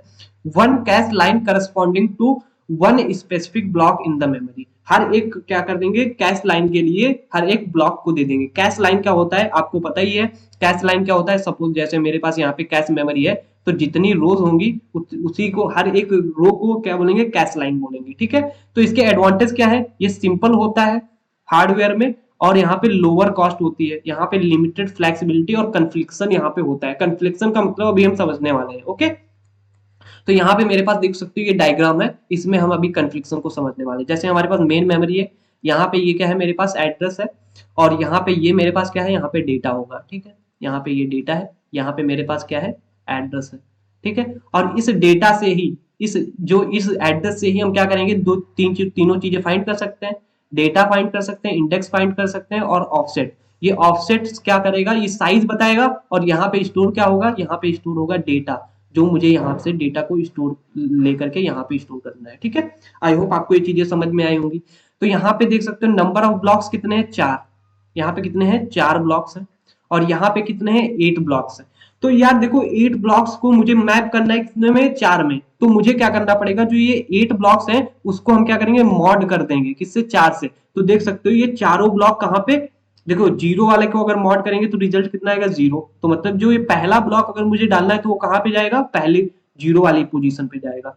दूसरा अगर ब्लॉक डालना है तो वो कहाँ पे जाएगा, वो देख सकते हो दूसरे पे जाएगा। चौथा वाला डालना है तो वो कहाँ पे जाएगा, 0 वाले ब्लॉक पे जाएगा, देख सकते हो यहाँ पे। ठीक है, 7 वाले ब्लॉक को डालना है तो वो कहाँ पे, 3rd वाले ब्लॉक पे जाएगा। I hope you getting my point. Okay, तो ये कुछ यहाँ पे इस टाइप से हम यहाँ पे मैप करते हैं। तो यहाँ पे मुझे मैप करना है तो वो क्या होगा, देख सकते हो कि कोई भी 0 वाले ब्लॉक को हम यहाँ पे क्या कर सकते हैं, हम सिर्फ और सिर्फ कहाँ पे डाल सकते हैं, 0 ही वाले ब्लॉक पे डाल सकते हैं। क्यों क्यों ये आपको पता है, क्योंकि हम यहाँ पे क्या कर रहे हैं, मॉड कर रहे हैं। तो 0 को हमेशा मॉड 4 से करोगे तो उसका रिजल्ट कितना आएगा, 4 आएगा, सॉरी 0 आएगा। ठीक है, तो जैसे सपोज मैंने क्या किया, ये वाला डेटा मैंने यहाँ पे डाल दिया। सपोज यहाँ पे डेटा मेरा पड़ा है ए। ठीक है, यहाँ पे ये 0 पे यहाँ पे ए था, मैंने यहाँ पे ए डाल दिया। ठीक है, अब सपोज यहाँ पे मैंने क्या किया, यहाँ पे ऑलरेडी डेटा पड़ा है। ठीक है, और यहाँ पे मेरे पास क्या है, 4। अब मुझे 4th वाले को डालना है, तो 4th वाले को डालेंगे तो यहाँ पे देख सकते हो, यहाँ पे देख सकते हो कि 4th वाले को डालेंगे तो 4 mod 4 करेगा, और यहाँ पे सपोज मेरा बी पड़ा है तो यहाँ पे जाएगा और ए को हटा करके बी पड़ जाएगा। ठीक है, और सीपीयू ने पहले एक्सेस किया था किसको, अब सीपीयू ने पहले ए को एक्सेस किया था तब ए था। ठीक है, कोई दिक्कत नहीं थी, लेकिन दोबारा उसने एक्सेस किया बी को, तब उसको बी मिल गया, तब भी कैश हिट हुआ दोनों बार, ठीक है। लेकिन तीसरी बार जब यहाँ पे वो कैश सपोज उसने फिर से ए को एक्सेस, मतलब ये पहले वाले ब्लॉक को एक्सेस, इस वाले एड्रेस को एक्सेस करना चाहती है, तो वहां पे उसको नहीं एक्सेस कर सकती है, क्योंकि यहाँ पे कौन सा एक्सेस डेटा आ गया है, यहाँ पे देख सकते हो ये वाला डेटा आ चुका है। लेकिन यहाँ पे देख सकते हो हमारे पास क्या, यहाँ पे बहुत सारे ब्लॉक्स थे, तो ये बी को कहाँ पे आना चाहिए था, ये सेकंड वाले में आ सकता था, उसको ऊपर वाले आने में क्या जरूरत थी। लेकिन यहाँ पे एक कन्फ्लिक्शन है, अगर हम मॉड करेंगे तो वो वही वाले ब्लॉक्स में ही डेटा स्टोर होगा, और नीचे चाहे जगह खाली हो या ना खाली हो उससे कोई मतलब नहीं है। तो यहाँ पे देख सकते हो हर एक ब्लॉक को हम क्या करते हैं, एक स्पेसिफिक ब्लॉक दे देते हैं, जिससे क्या होता है ये इफिशियंट हो जाता है, कम रुपया लगता है बनाने में, और उसके साथ में ये क्या होता है, हार्डवेयर इसका लो होता है और इसमें कॉम्प्लेक्सिटी भी कम होती है, लेकिन कन्फ्लिक्शन यहाँ पे बढ़ जाता है। आई होप आपको ये चीजें समझ में आएंगी कि कैसे काम कर रहा है। तो चलिए अब हम बात करने वाले हैं कि फुल एसोसिएटिविटी क्या होती है। तो फुल एसोसिएटिविटी क्या है कि हमारे पास डायरेक्ट मैपिंग तो थी, फुल एसोसिएटिविटी क्या किया कि इसको लेकर के आया, और इससे क्या हुआ कि यहाँ पे हम क्या करेंगे, फुल एसोसिएटिविटी में यहाँ पे कुछ जो भी हमारे कन्फ्लिक्शन थे उनको मैंने दूर कर दिया। जो यहाँ पे हर एक ब्लॉक के लिए हम एक स्पेसिफिक ब्लॉक डायरेक्ट मैपिंग करते थे, यहाँ पे नहीं, अब कोई भी ब्लॉक कहीं पे भी जा सकता है, और यहाँ पे ऑफर करता है मैक्सिमम फ्लेक्सिबिलिटी, यहाँ पे मैक्सिमम फ्लेक्सिबिलिटी मिल जाती है, but is more complex to implement, ये कॉम्प्लेक्स हो जाता है इम्प्लीमेंट करने में।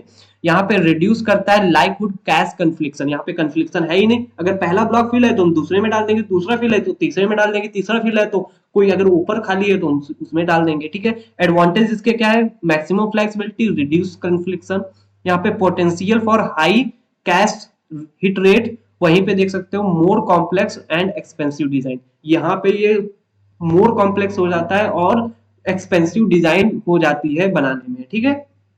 आई होप आपको ये चीजें समझ में आई होंगी थोड़ी बहुत। तो यहाँ पे देख सकते हो, यहाँ पे सपोज मेरे पास कोई भी एक मेन मेमोरी होगी, उसमें जो हर एक सिंगल ब्लॉक क्या होता है वो कैश मेमोरी के कहीं पे भी जा सकता है, तो ये बेसिकली यहाँ पे ये वर्क इस टाइप से यहाँ पे ये काम करता है, ठीक है। तो आई होप आपको ये चीजें समझ में आई होंगी। तो यहाँ पे जो फुल एसोसिएटिव मेमोरी मैपिंग होती है, इसमें हम क्या करते हैं, एड्रेस बेस्ड पे नहीं, यहाँ पे हम कंटेंट बेस्ड पे यहाँ पे सर्चिंग करते हैं। जैसे यहाँ पे हमारे पास क्या होगा, ये जो कंटेंट होगा, यहाँ पे जो ये कंटेंट है, इस कंटेंट के बेस पे यहाँ पे हम पहले देखो डायरेक्ट मैपिंग में एड्रेस के थ्रू करते हैं, यहाँ पे हम कंटेंट बेस करते हैं, आगे हम समझने वाले हैं कंटेंट बेस सर्चिंग क्या होती है और स्टोरिंग क्या होती है।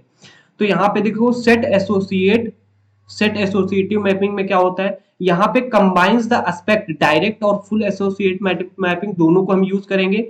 यहाँ पे डिवाइड करता है cash into the sets and each set containing the multiple blocks.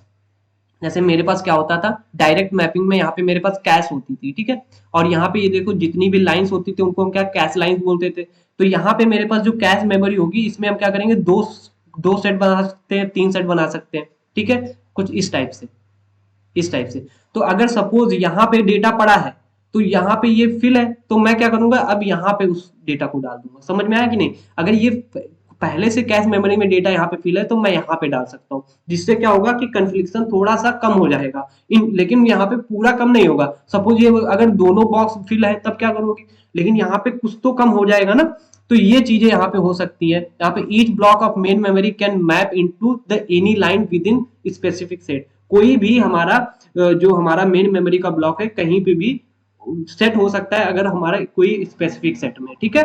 वहीं पे प्रोवाइड्स क्या, balance between the simplicity and flexibility. यहीं पे देख सकते हो, यहाँ पे देख सकते हो मेरे पास इसके एडवांटेज क्या हो जाते हैं। यहाँ पे एडवांटेज क्या है, offers a balance between the flexibility and simplicity, reduce करता है कन्फ्लिक्शन, और रिड्यूस करता है, पूरा खत्म नहीं करता है, ठीक है। वहीं पे डायरेक्ट मैप कैश में, और यहाँ पे मॉडरेटली कॉम्प्लेक्स हार्डवेयर, ये ज्यादा हार्ड कॉम्प्लेक्स नहीं हार्डवेयर होता है इन कंपेयर टू हमारा किसके फुल एसोसिएटिव, ठीक है। तो चलिए हम इसके डायग्राम की बात करते हैं कि इसमें डायग्राम कैसे बनाएंगे। तो देख सकते हो यहाँ पे डायग्राम में क्या है, यहाँ पे हमारे पास क्या है, मेन मेमोरी है, मेन मेमोरी में टैग होगा, इंडेक्स होंगे, डेटा होगा, तीन ही चीज होती है। टैग और इंडेक्स को ही हम क्या बोलेंगे, यहाँ पे एड्रेस बोलते हैं ना, मेन मेमोरी में एड्रेस से ही हम क्या करेंगे, टैग और इंडेक्स। सपोज मेरा टैग क्या है 00 और इंडेक्स क्या है 000, तो मैं 00 पे क्या किया, हेलो को डाल दिया, देख सकते हो यहाँ पे डाल दिया, ठीक है। अब यहाँ पे देख सकते हो मैंने दूसरा क्या किया, 0 और 1 पे 01 टैग को मैंने क्या किया, 001 वाली पोजीशन पे बॉय डाल दिया। 0 0 वाले पे मैंने क्या कर दिया, यहाँ पे अली डालना था, यहाँ पे 0 1 0 पे मैंने देखो 0 1 0 पे मैंने अली डाल दिया। 0 0 0 1 पे क्या डालना है, रवि डालना है, तो मैं क्या कर दूंगा 0 0 0 पे मैंने क्या किया, श्याम को, सॉरी 0 0 0 पे मैंने देखो यहाँ पे रवि को डाल दिया। 0 0 1 वाली इंडेक्स पे देख सकते हो मुझे क्या डालना था, श्याम डालना था, तो देख सकते हो मैंने श्याम डाल दिया। तो यहाँ पे देख सकते हो कि अगर ये वाला बॉक्स फिल है तो मैं यहाँ वाले सेट में डाल पा रहा हूँ, ठीक है। तो कुछ इस टाइप से यहाँ पे ये काम करता है। आई होप आपको ये समझ में आएगा। यहाँ पे दो सेट हम यहाँ पे यूज कर रहे हैं, टू वे सेट, यहाँ पे कौन सा, टू वे सेट का यूज किए हैं। तो यहाँ पे मल्टीपल 2 हो सकते हैं, 4 हो सकते हैं, 6 हो सकते हैं, 8 16 हो सकते हैं, उसकी कोई टेंशन नहीं लेनी, ठीक है। तो यहाँ पे जैसे यहाँ पे काम कर रहा है, लेकिन यहाँ पे हम क्या करते हैं कि टू वे सेट कर लेते हैं, जिससे क्या होता है कि हमारे जो ये मैपिंग होती है वो ज्यादा कॉम्प्लेक्स, सॉरी जो हमारी कन्फ्लिक्शन है वो रिड्यूस हो जाती है। देखो यहाँ पे हम कितने दो अब यहाँ पे ब्लॉक को यूज कर सकते हैं, अगर ये फिल है तो हम इसमें डाल देंगे, ठीक है। लेकिन पूरा कन्फ्लिक्शन यहाँ पे नहीं हटा है। आई होप आपको ये समझ में आया होगा कि कैसे ये काम कर रहा था हमारा डायरेक्ट मैपिंग और फुल एसोसिएटिंग मैपिंग, और यहाँ पे हमारा कौन सा था, सेट एसोसिएटिंग मैपिंग। अभी इनके कुछ न्यूमेरिकल्स हैं, जब हम न्यूमेरिकल सॉल्व करेंगे जिससे आपको पूरी क्लैरिटी मिल जाएगी कि ये कैसे काम करते हैं ना। यहाँ पे हम डिस्कस करने वाले हैं हम कैश मैपिंग के न्यूमेरिकल, जिसमें पहला न्यूमेरिकल यहाँ पे देख सकते हैं। पहला न्यूमेरिकल क्या कहता है कि कैश साइज कितना दे दिया गया है, यहाँ पे दे दिया गया है, ब्लॉक का साइज दे दिया गया है, हमारे पास टैग की बिट्स दे दी गई है, और यहाँ पे आपको साइज ऑफ मेन मेमोरी निकालना है कि मेन मेमोरी का साइज कितना है, और टैग डायरेक्टरी बनानी है। तो देखो सबसे पहले आपको यहाँ पे रजिस्टर बनाना पड़ेगा कि एड्रेस रजिस्टर कितना होगा, ठीक है। एड्रेस रजिस्टर में आपके पास तीन चीजें होंगी, एक तो होगा टैग, आपके पास क्या होगा, दूसरा क्या होगा, इंडेक्स होगा डायरेक्ट मेमोरी एड्रेसिंग में, और तीसरा क्या होगा, ऑफसेट, ठीक है। तो यहाँ पे देखो टैग कितना, टैग की बिट्स कितनी है, 7 बिट्स है, तो यहाँ पे 7 बिट्स हो जाएंगी हमारी किसकी, 7 बिट्स हो गई टैग की, ठीक है। अब यहाँ पे आपको इंडेक्सिंग निकालनी है कि इंडेक्सिंग कितना होगा रजिस्टर में। तो रजिस्टर एड्रेस रजिस्टर होगा, उसमें इंडेक्सिंग कैसे फाइंड करेंगे, यहाँ पे आपको कैश का साइज और आपको क्या करना पड़ेगा, ब्लॉक साइज दे दिया गया है। तो कैश का साइज कितना है, 512 केबी, ठीक है। तो 512 केबी को हम क्या कर सकते हैं, देखो 512 को 2 टू द पावर 9 लिख सकते हैं, वहीं पे के को क्या लिख सकते हैं, 2 टू द पावर 10, क्योंकि के का मतलब होता है किलो, तो किलो का मतलब 2 टू द पावर 10, 1024 हुआ ना। और यहाँ पे क्या हो जाएगा, बी, बी का मतलब बाइट्स, तो यहाँ पे टोटल कितना हो जाएगा, 2 टू द पावर 19। वहीं पे ब्लॉक का साइज कितना होगा, बी एस 1 केबी है, यहाँ पे कितना है 1 केबी, तो 1 केबी को हम कितना लिख सकते हैं, 2 टू द पावर 10 बाइट्स, ठीक है। और अगर ऐसा हुआ तो आपको यहाँ पे निकालना पड़ेगा क्या, number of lines, cash lines कितनी होगी। तो नंबर ऑफ कैश लाइंस यहाँ पे आप कैसे निकालेंगे वो यहाँ पे देख लेते हैं।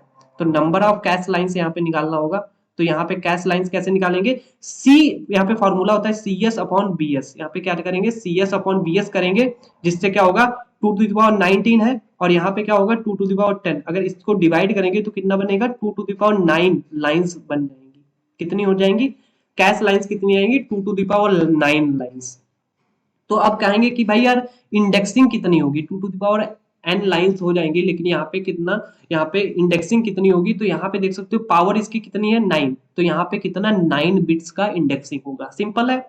और यहीं पे अब ऑफसेट निकालना है, तो ऑफसेट क्या होगा वो यहाँ पे अगर आपको पता करना हो तो ऑफसेट कैसे निकाल सकते हो, देखो ऑफसेट यहाँ पे जो ब्लॉक का साइज है उसकी कितनी बिट्स है, यहाँ पे उसकी बिट्स है 10, तो 10 बिट्स है, तो यहाँ पे इसका ब्लॉक का साइज कितना हो जाएगा, 10 बिट्स का हो जाएगा। तो टोटल कितना आएगा, size of main memory, size of main memory का कितना आएगा, यहाँ पे देख सकते हो 7 है, 9 है, 10 है, तो टोटल कितना हो जाएगा, यहाँ पे देख सकते हो ये रजिस्टर एड्रेस रजिस्टर कितने का होगा, यहाँ पे देख सकते हो 1926, ये कितने बिट्स का हो जाएगा, 26 बिट्स का हो जाएगा। तो इस साइज ऑफ मेन मेमोरी कितना होगा, 26 बिट्स का होगा।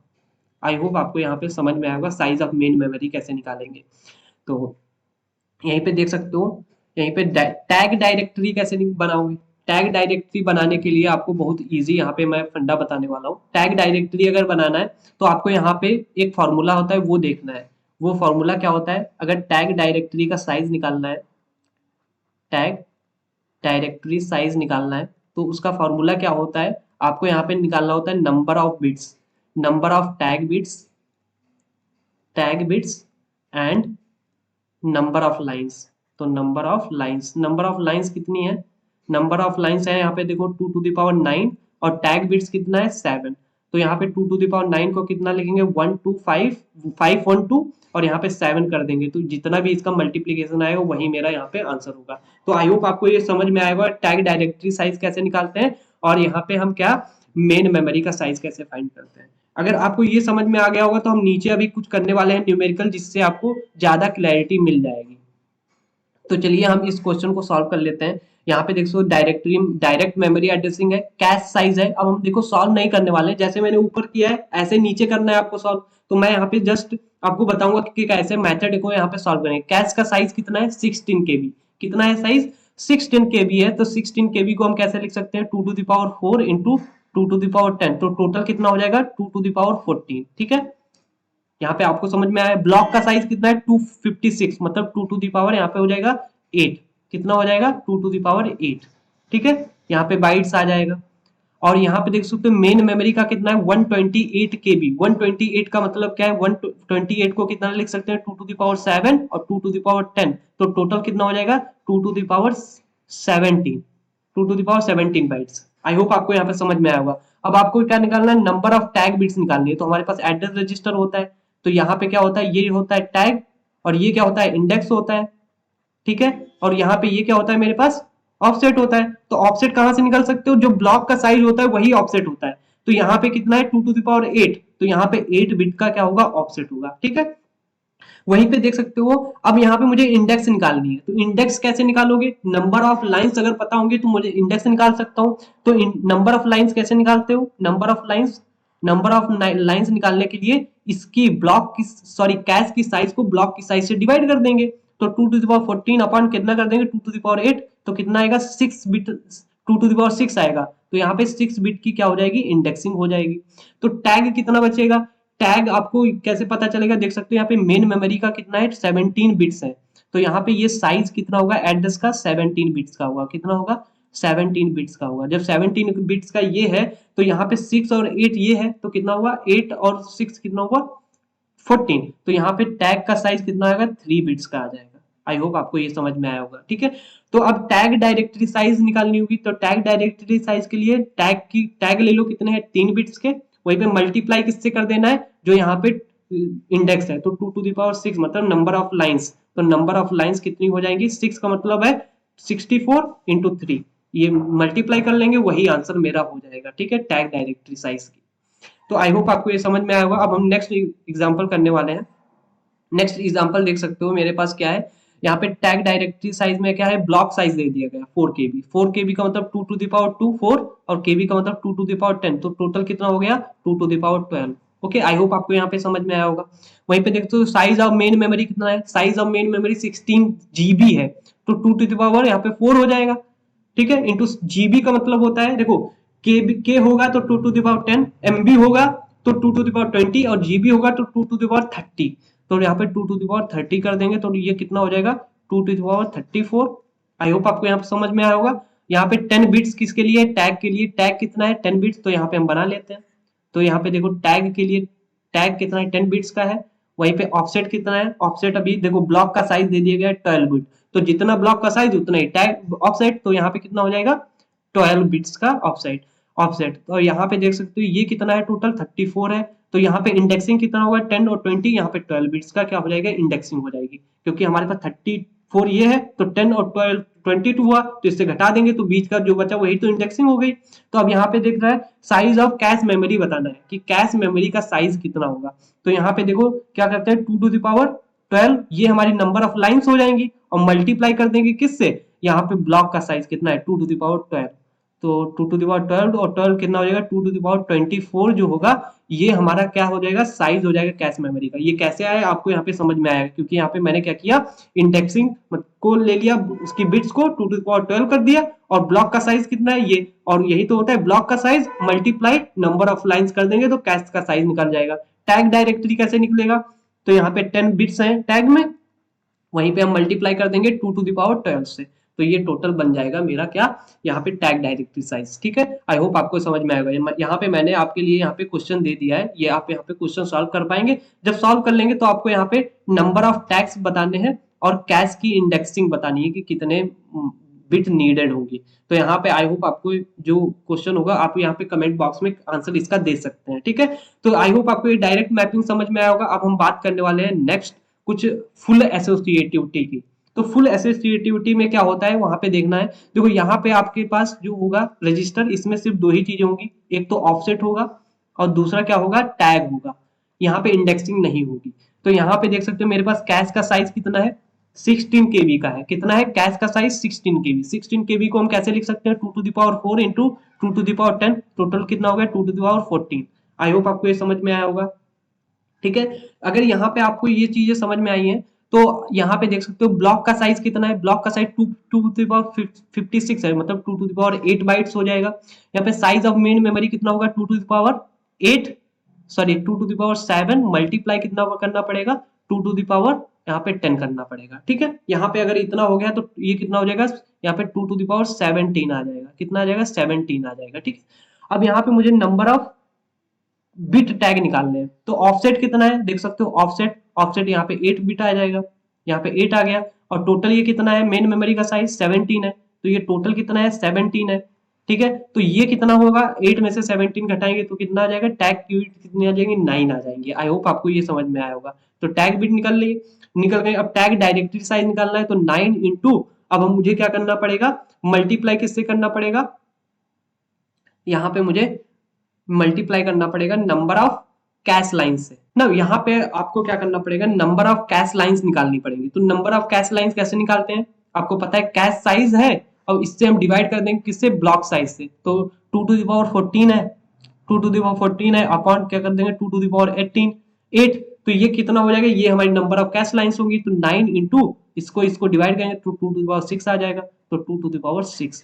तो यहाँ पे ये जो है हमारा टैग डायरेक्टरी का साइज आएगा, ठीक है। आई होप आपको समझ में आएगा। यहाँ पे मैंने कुछ फुल एसोसिएटिविटी के एग्जांपल दे दिए हैं, आप यहाँ पे घर में कर लेना, होमवर्क के लिए मैंने दे दिए हैं ना। अब हम यहाँ पे इस वाले एग्जांपल को हम करवाने वाले हैं। देखो यहाँ पे दे दिया गया कैश का साइज कितना है, 16 केबी है।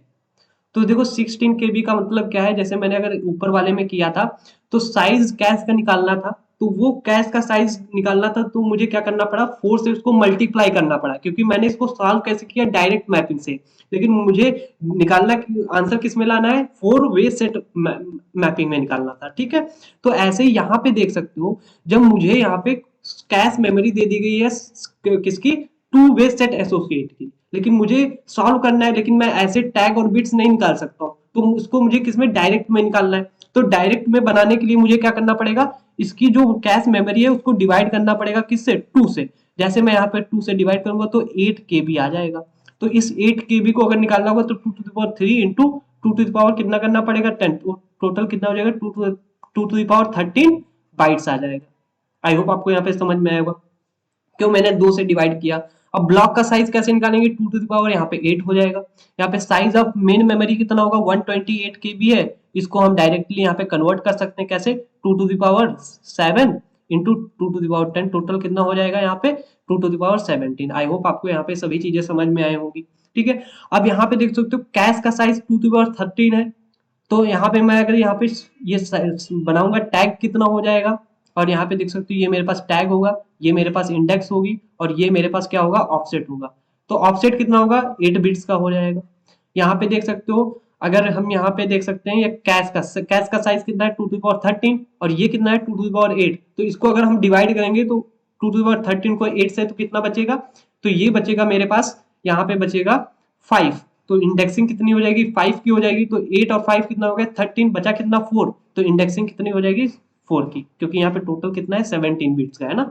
देखो तो ये इस हिसाब से निकाल सकते हैं। टैग डायरेक्टरी कैसे निकालेंगे, टैग डायरेक्टरी निकालने का बहुत इजी फंडा है। अब यहाँ पे टैग डायरेक्टरी यहाँ पे निकालना है तो कैसे निकालोगे, यहाँ पे देख सकते हो नंबर ऑफ टैग बिट्स 4 है, और यहाँ पे 2 टू द पावर 5 कर लेंगे तो टोटल जितना भी आएगा वो यहाँ पे 4 इंटू 32 कर लेंगे, और वो यहाँ पे आंसर आ जाएगा। आई होप आपको यहाँ पे समझ में आया होगा ये कैसे हम यहाँ पे निकालना है। तो यहाँ पे देख सकते हो, यहाँ पे टैग डायरेक्टरी निकालना है, तो ये वो टोटल जितना होगा यहाँ पे, और उसको आपको क्या करना पड़ेगा, 2 से मल्टीप्लाई भी करना पड़ेगा। यहाँ पे मल्टीप्लाई 2 से करना पड़ेगा, क्योंकि यहाँ पे 2 वे सेट है ना। तो यहाँ पे देखो टैग कितने, एक टैग इस सेट के लिए यूज करना पड़ेगा, एक टैग इस सेट के लिए यूज करना पड़ेगा। तो ऐसे ही आप यहाँ पे जो मैंने यहाँ पे 2 टू द पावर 24 किया है, इसको आप मल्टीप्लाई और कर लें। मल्टीप्लाई किससे करना पड़ेगा आपको, 4 से और मल्टीप्लाई करना पड़ेगा। क्यों करना पड़ेगा, क्योंकि आपको पता है, क्योंकि इसको मुझे क्या करना पड़ेगा, यहाँ पे जो हमारा 2 है ये क्या बताएगा, सॉरी यहाँ पे 2 टू द पावर 24 नहीं, 10 इंटू 2 टू द पावर 12 किया था, इसको मुझे 4 से और मल्टीप्लाई करना पड़ेगा किसको, टैग डायरेक्टरी निकालने के लिए। तो यहाँ पे अगर मैंने जितने भी क्वेश्चन थे सभी बता दिए हैं। अगर कोई भी इसमें प्रॉब्लम्स आती हैं, अगर आपको ये न्यूमेरिकल्स की पीडीएफ चाहिए तो आप कमेंट बॉक्स में कमेंट जरूर करें, मैं आपको यहाँ पे जितने भी पीडीएफ के क्वेश्चन हैं मैं यहाँ पे देने वाला हूँ। ओके, लेकिन जब आप कमेंट करेंगे तभी आपको यहाँ पे मिलने वाली है। ओके ना, यहाँ पे देख सकते हो मेरे पास क्या होती है कि हम राइट थ्रू और राइट बैक्स का बात करने वाले हैं। ये क्या होती है, ये पॉलिसीज होती हैं, कैसे हम कैश मेमोरी और मेन मेमोरी में डेटा को राइट करते हैं कैश मेमोरी से, अगर डेटा हिट हुआ या मिस हुआ। तो इसी की यहाँ पे पॉलिसीज होती है, उनको हम बात करने वाले हैं। तो देख सकते हो मेरे पास यहाँ पे मैंने डायग्राम बना के रखा है, वहां पे देख सकते हो मेरे पास क्या होगा। सपोज मेरे पास प्रोसेसर है और कैश मेमोरी है। तो राइट थ्रू में क्या होता है कि जैसे कोई भी यहाँ पे क्या हुआ कि प्रोसेसर क्या है, प्रोसेसर को सपोज मेरे पास यहाँ पे कोई भी डेटा अगर कैश मेमोरी से उठाया तो कैश मेमोरी में तो चेंज करेगा, लेकिन यहीं पे उसके साथ में किसको चेंज कर देगा, यहाँ पे सोर्स वाली जो मेन मेमोरी होगी वहां पे भी जाकर के डेटा को चेंज कर देगा। आई होप आपको समझ में आएगा। मैं एग्जांपल दे देता हूँ। सपोज यहाँ पे मेरे पास कैश मेमोरी है, यहाँ पे मेन मेमोरी है, ये मेन मेमोरी है और ये हमारी कैश है। ठीक है, सपोज इस कैश में सपोज यहाँ पे 500 पड़ा है। ठीक है, यहाँ पे भी क्या पड़ा था, 500 पड़ा था।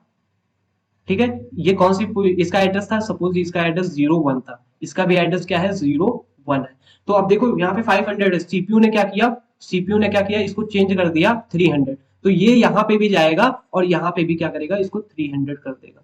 ठीक है, कुछ इस टाइप से करता है इसको। ये वाला प्रोसेसर जो होता है उसको हम प्रोसेस होता है उसको हम क्या बोलेंगे, राइट थ्रू प्रोसेस बोलेंगे। ठीक है, तो अब हम डिस्कस करते हैं राइट बैक। राइट बैक में क्या होता है, देखो यहाँ पे प्रोसेसर होगा और कैश मेमोरी होगी। तो प्रोसेसर पहले यहाँ पे जाएगी, कैश मेमोरी से डेटा जो भी लेना है वो लेकर के यहाँ पे चेंज करती रहेगी। ठीक है, और जब यहाँ से कैश यहाँ पे रिप्लेस करेगा कंटेंट को, वहां जब यहाँ पे रिप्लेस होगा तब उसके बाद में लास्ट में यहाँ पे एंड कर देगी। जैसे मैं यहाँ पे एग्जांपल बताऊं तो आपको ज्यादा क्लैरिटी मिलेगी। जैसे सपोज यहाँ पे क्या है, यहाँ पे 001 पे क्या है, सपोज 500 पड़ा है। ठीक है, यहाँ पे मेरे पास मेन मेमोरी में क्या है, कुछ डेटा है। यहाँ देख सकते हो 001 पे क्या है, 300 पड़ा है, सॉरी यहाँ पे 500 पड़ा है, और यहाँ पे 100 पे क्या है, सपोज यहाँ पे 600 पड़ा है। ठीक है, तो इसने क्या किया, सपोज सीपीयू ने क्या किया, यहाँ पे चेंज कर दिया, यहाँ पे चेंज कर दिया 400 को काट के, यहाँ पे सॉरी 500 को काट के यहाँ पे 400 कर दिया। ठीक है, तो अभी यहाँ पे राइट बैक में क्या होगा, यहाँ पे चेंज नहीं होगा, लेकिन राइट थ्रू में साथ साथ में चेंज हो रहा था। ठीक है, तो यहाँ पे इसको मेन मेमोरी को पता चल जाएगा, यहाँ पे जो डेटा है वो हमारा गार्बेज वैल्यू है, यहाँ पे डिलीट चेंज नहीं किया, लेकिन इसको पता है कि अभी यहाँ पे जो डेटा पड़ा है उसको मुझे हटाना नहीं है, यहाँ पे ऐसे पड़ा रहने दो, यहाँ पे चेंज नहीं करेगा। ठीक है, लेकिन इसको पता है कि अब ये डेटा अगर कोई मांगेगा तो इसको मुझे देना नहीं है, क्योंकि यहाँ पे अब इसका काम नहीं बचा है।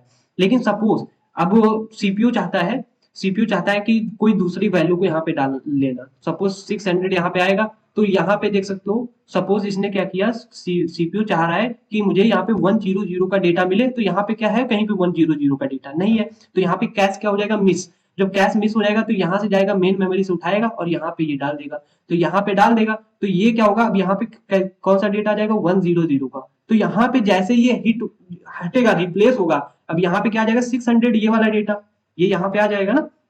तो यहाँ से देख सकते हो हट गया, जब जब हट रहा है तब यहाँ पे जो हटा, तो यहाँ पे जो डेटा होगा वो यहाँ पे जाएगा और ये 500 को 400 कर देगा। मतलब ये तब तक जब तक कैश मेमोरी में रहेगा। यहाँ पे हमें एक कंक्लूजन मिलता है कि सीपीयू राइट बैक में क्या करता है, तब तक रैम मेमोरी में चेंज नहीं करेगा जब तक वो डेटा कैश मेमोरी में है। जब कैश मेमोरी से जब वो डेटा हटेगा तब उसको हम कहाँ पे डालेंगे, तब हम जाएंगे मेन मेमोरी में, सिंपल उसको चेंज कर देंगे। तो देखो सी प्रोसेसर क्या करता है, तब तक डिस्कस करता रहता है कैश मेमोरी से एक दूसरे से, लेकिन जैसे ही कैश मेमोरी से वो एड्रेस या डेटा हटा तो वहां पे जाकर के यहाँ पे चेंज करेगा, अदरवाइज तब तक नहीं करेगा। तो यहाँ पे मेरे पास कुछ चीजें हैं, यहाँ पे इसकी डेफिनेशंस मैं यहाँ पे पढ़ देता हूँ, आप यहाँ पे समझ सकते हैं। डेफिनेशन क्या होती है, साइमल्टेनियस अपडेट करता है बोथ कैश मेमोरी को with the every write operation, हर एक राइट ऑपरेशन के लिए करेगा। प्रोसेस कैसे होता है इसका, देख सकते हो, cache modification immediately reflects in the main memory, हर बार ये रिफ्लेक्ट करेगा ensures memory holds the most updated up to date. यहाँ पे जो हमारी मेमोरी होती है वो अप टू डेट डेटा को स्टोर करती है। वहीं पे यहाँ पे एडवांटेज क्या है, गारंटीड डेटा कंसिस्टेंसी हमेशा बनी रहती है। सिंपलीफाइज मैनेजमेंट होता है। वहीं पे स्लोअर राइट ऑपरेशन, यार यहाँ पे स्लोअर राइट ऑपरेशन हो जाता है क्योंकि दोनों जगह पे चेंज करना पड़ता है। यहाँ पे बस ट्रैफिक क्या होती है, फ्रीक्वेंट मेन मेमोरी भी अपडेट होती है, इसीलिए यहाँ पे बस ट्रैफिक भी ज्यादा हो जाता है। ठीक है, वहीं पे राइट बैक क्या होता है वो हम देख लेते हैं। राइट बैक में भी देखते हो कैश ओनली अपडेट, खाली कैश ओनली अपडेट होगा और डर्टी मार्किंग कर देगा कहाँ पे, मेन मेमोरी में।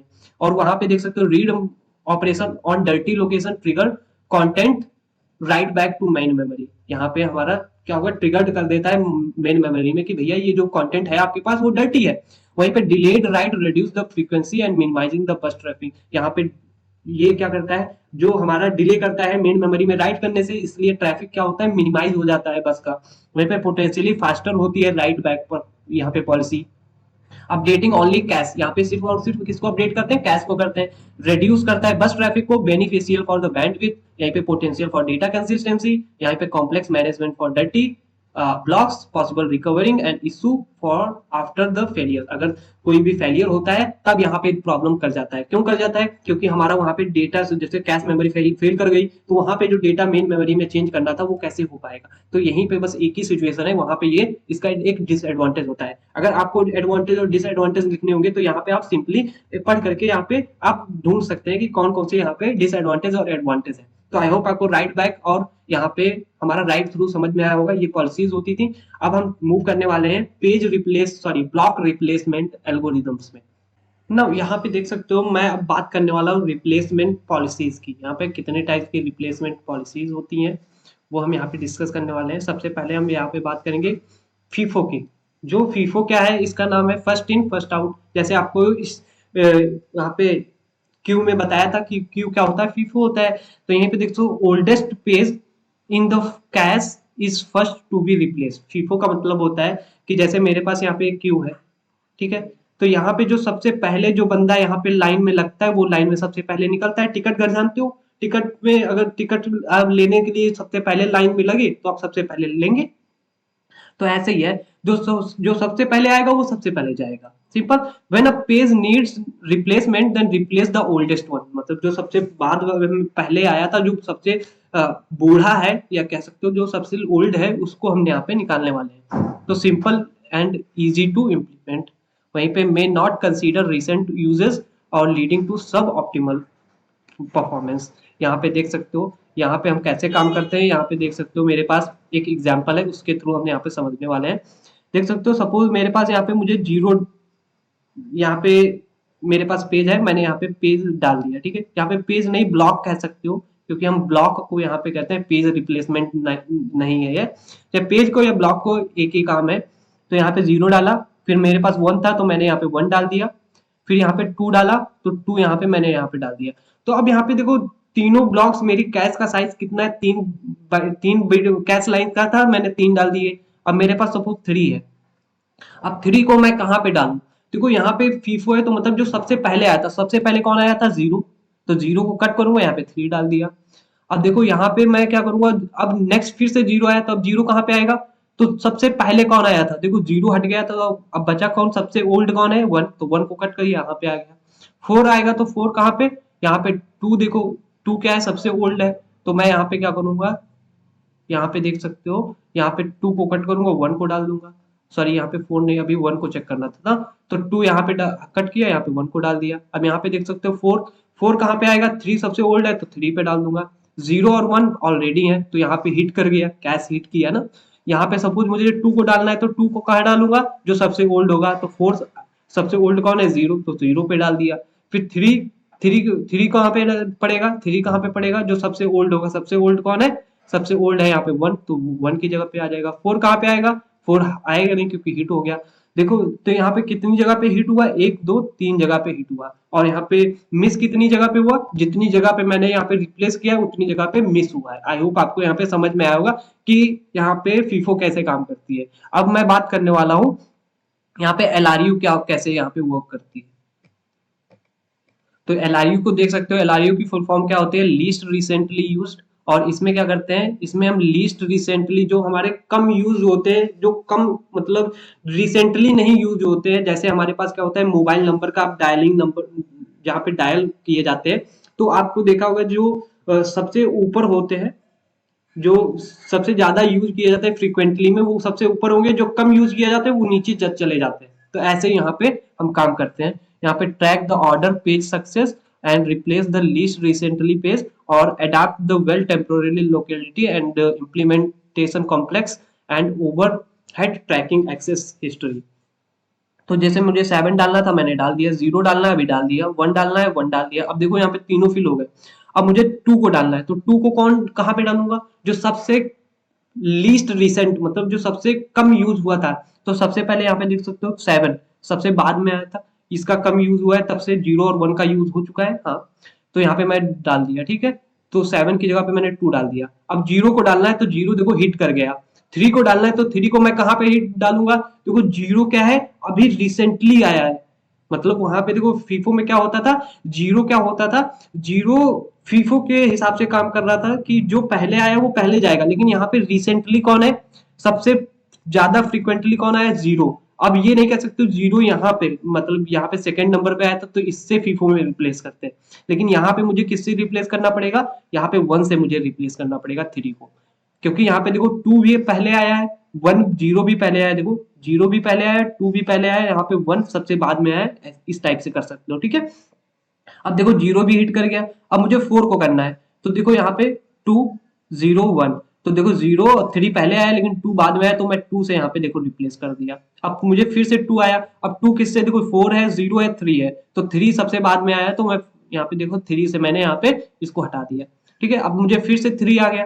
अब 3 कहाँ पे आएगा, 3 देखो यहाँ पे 2 है 4 है 0 है, तो 0 की जगह पे जो सबसे बाद में होगा इधर, उसी से हम यहाँ पे रिप्लेस कर रहे हैं। अब जैसे 0 है, अब 0 को मुझे रिप्लेस करना है, यहाँ पे देख सकते हो, तो यहाँ पे देख सकते हो 4, यहाँ पे 3 भी है पहले, 2 है और यहाँ पे 4 लास्ट में, 4 की जगह पे मैं यहाँ पे 0 डाल दूंगा। अब देखो 3 भी यहाँ पे हिट किया, 2 भी हिट किया, 1 नहीं हिट किया, तो 1 के लिए क्या करेंगे, देखो यहाँ पे देखो 2 भी पहले आया 3 आया, लेकिन 0 सबसे लास्ट में आ रहा है, तो हम 0 की जगह पे रिप्लेस कर देंगे।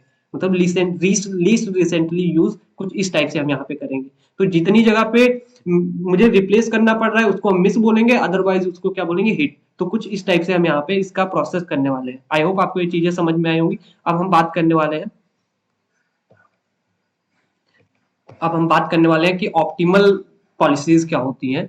यहाँ पे देख सकते हो ऑप्टिमल पॉलिसीज क्या होती है, ये फ्यूचर के बारे में बात करती है। तो देख सकते हो यहाँ पे theoretical algorithm completely knowledge of future page access, ये फ्यूचर के बारे में जानती रहती है। और यहाँ पे select the page not is use for longest, अगर ये लॉन्गेस्ट पीरियड के लिए नहीं यूज की जा रही है तो हम उसको क्या करेंगे, उसको रिप्लेस कर देंगे। Serve as a bank march of the other algorithm and theoretically optimal decisions and impractical in the real world scenarios, ये impractical है real world में, इसका यूज नहीं कर सकते हैं। not implementable due to need of the future access knowledge, अगर access knowledge future की नहीं है देन हम नहीं यहाँ पे यूज कर सकते हैं। जैसे देख सकते हो यहाँ पे मेरे पास 7 है, 7 को डाला, 0 को डाला, 1 को डाल दिया, अभी तक डाल दिया। अब 2 को डालना है, तो 2 को देखेंगे कि इधर देखेंगे, पहले देखो लीस्ट रिसेंटली में इधर देखते थे, लेफ्ट में देखते थे, और इधर क्या फ्यूचर इसमें ऑप्टिमल में क्या देखेंगे, इधर देखेंगे। तो देखो यहाँ पे 0 देखो सबसे पहले आ गया, 3 भी 0 आ गया। अब देखो 2 को सर्च यहाँ पे देख सकते हो। अब मुझे किसको सर्च करना है, यहाँ पे 1 1 और 7 में सबसे पहले कौन आ रहा है, 1, 7 सबसे लास्ट में आ रहा है, तो 7 की जगह पे हम क्या करेंगे, 2 को डाल दिए। अब देख सकते हो मुझे यहाँ पे किसको डालना है, यहाँ पे देख सकते हो 3 0 यहाँ पे देखो हिट कर गया। अब मुझे 3 को डालना है, 3 के लिए क्या करेंगे, देखो 2, हाँ पहले आ गया, 0 भी पहले आ गया, लेकिन 1 देखो लास्ट बाद में आ रहा है 0 2 से, तो मुझे यहाँ पे 1 की जगह पे मुझे 3 को डाल देना है। देखो 0 भी हिट कर गया, 4, अब 4 को कहाँ पे मैं डालूंगा, 4 को कहाँ पे डालूंगा, देखो 2 मिल गया, 3 भी मिल गया, 0 तीसरे नंबर पे मिला, तो तीसरे नंबर पे है इसलिए मतलब ये बाद में आएगा, तो इसीलिए फ्यूचर में ये बाद में आएगा, इसलिए मैं क्या करूंगा 4 को 0 की जगह पे डाल दूंगा। कुछ इसी टाइप से हम यहाँ पे काम करते हैं। आई होप आपको ये समझ में आएगा, मैं यहाँ पे बना के दे दिया हूँ, आप यहाँ पे कर पाएंगे। तो ये हमारी कुछ पेज रिप्लेसमेंट पॉलिसीज थी और आई होप आपको ये समझ में आई होगी। नाउ अब हम बात करने वाले हैं ऑक्सिलरी मेमोरी की, जो कि बहुत ज्यादा इंपॉर्टेंट टॉपिक हो जाता है एग्जाम पॉइंट ऑफ व्यू से। तो यहाँ पे जो ऑक्सिलरी मेमोरी होती है उसी को हम क्या बोल सकते हैं यहाँ पे सेकेंडरी मेमोरी। जो हमारी सेकेंडरी मेमोरी होती है या सेकेंडरी स्टोरेज, उसी को हम क्या ऑक्सिलरी मेमोरी बोलते हैं। ये हमारी नॉन वोलेटाइल्स, क्योंकि सेकेंडरी मेमोरी आपको पता ही है नॉन वोलेटाइल्स होती है, use for store data permanently and semi permanently. Okay, यहाँ पे अनलाइक प्राइमरी मेमोरी, ये प्राइमरी मेमोरी की तरह नहीं होती है जो कि वोलेटाइल होती है और लॉस हो जाता है डेटा, जो हमारा डेटा क्या जो पावर टर्न ऑफ हो जाता है। ऑक्सिलरी मेमोरी रिटेन्स डेटा, चाहे पावर ऑफ हो जाए या ना हो। अब हमारी बहुत सारी टाइप की यहाँ पे ऑक्सिलरी मेमोरीज होती हैं, वो यहाँ पे हम डिस्कस करने वाले हैं। तो सबसे पहला मेरा टाइप कौन यहाँ पे आता है, हार्ड डिस्क। तो हार्ड डिस्क क्या होता है आपको पता ही है, हार्ड ड्राइव, जैसे हमारे पास 1 TB की हार्ड ड्राइव है ना, तो ऐसे एसडीडी मैग्नेटिक स्टोरेज होती हैं, ये स्पिन डिस्क और रीड और राइट हेड्स, इसमें रीड और राइट हेड्स होते हैं जो हमारे डिस्क पे रीड और राइट करते हैं। आपको पता ही होगा, आप कंप्यूटर खोलेंगे तो वहां पे आपको एसडीडी मिल जाती है। यहाँ पे हाई कैपेसिटी इनकी होती है, रिलेटिवली स्लोअर होते हैं भाई, एसएसडी से भी स्लोअर होता है, रैम की तो बात ही छोड़ दूंगा।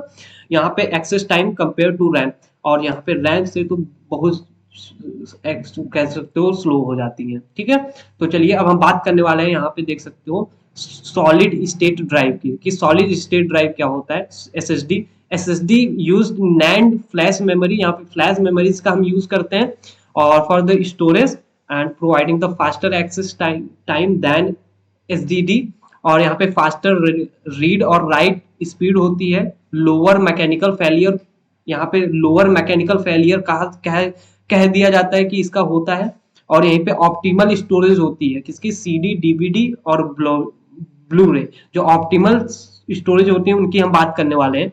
ऑप्टिमल स्टोरेज क्या होते हैं, optical disc store data through the pits and lands disc surface and portable, widely used for the disturbing slower access compare to the SDD and SSD.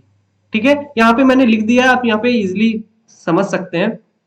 USB flash drive क्या होती हैं, flash drive को जो हमारी यहाँ पे NAND flash drive use की जाती है यूएसबी के लिए, यहाँ पे portable small form factor faster than optimal. यहाँ पे जो हमारी देख सकते हो जो पेन ड्राइव्स होती हैं, जो पेन ड्राइव्स होती हैं उन्हीं को हम यहाँ पे फ्लैश यूएसबी फ्लैश ड्राइव कह सकते हैं। ठीक है, अब यहाँ पे हम नेक्स्ट बात करने वाले हैं,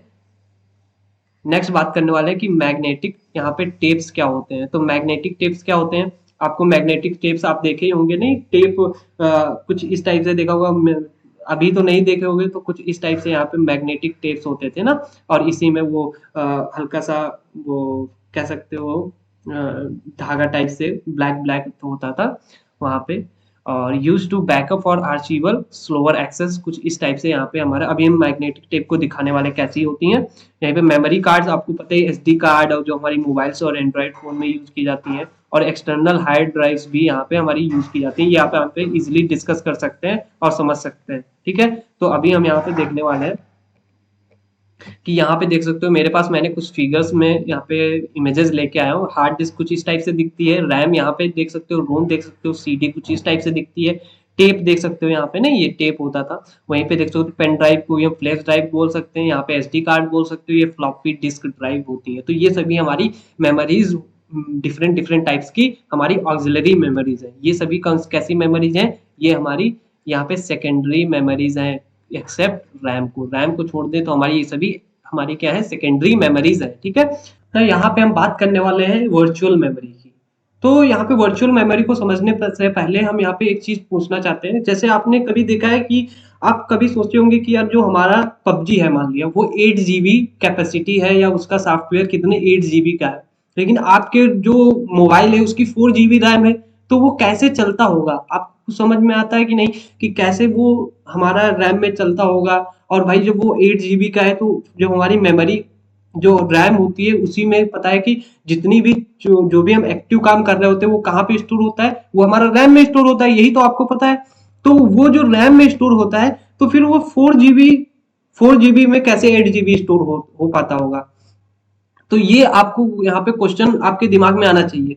तो यहाँ पे मेरे पास एक कॉन्सेप्ट होता है जिसका नाम होता है वर्चुअल मेमोरी। तो वर्चुअल मेमोरी क्या होता है, यहाँ पे देख सकते हो वर्चुअल मेमोरी, देख सकते हो वर्चुअल मेमोरी क्या बोलते हैं इसको, virtual memory is a storage scheme and that creates the illusion for a large main memory. जो हमारी मेन मेमोरी रैम होती है उसको इल्यूजन बना देता है और बड़ा कर देता है, और treating the portion of the secondary memories. जैसे मेरे पास 8 GB है, हमारे पास क्या है सॉफ्टवेयर पबजी का, तो मुझे क्या है जितनी भी रिक्वायरमेंट्स है जितनी मेरी मुझे रिक्वायरमेंट्स है मान लिया, तो वो 4 GB में रैम में आ जाएगी, जितना मुझे स्टोर रिक्वायरमेंट है, क्योंकि मेरे पूरा सॉफ्टवेयर जो है वो मेरा 8 GB का है पबजी, लेकिन मैं एक टाइम पे हो सकता है पबजी के कुछ ही फंक्शंस को यूज कर रहा हूँ, तो वो मुझे सिर्फ रैम में आ जाएंगे, और सभी चीजें कहाँ पे होंगी, सेकेंडरी मेमोरी में होंगी। और उस सेकेंडरी मेमोरी को जो वहां पे जो एक्टिवली डेटा को स्टोर करके रखा है बचा हुआ हमारा किसका, पबजी का,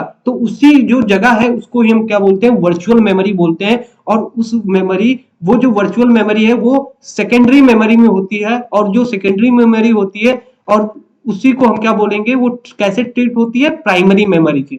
तो यहाँ पे देख सकते हो जो हमारा पबजी का 8 GB का रैम का था, वो मैंने क्या किया, सिर्फ 4 GB रैम में ही हम यहाँ पे डेटा को स्टोर कर लिए, जबकि हमारा पबजी 8 GB का सॉफ्टवेयर था, ठीक है।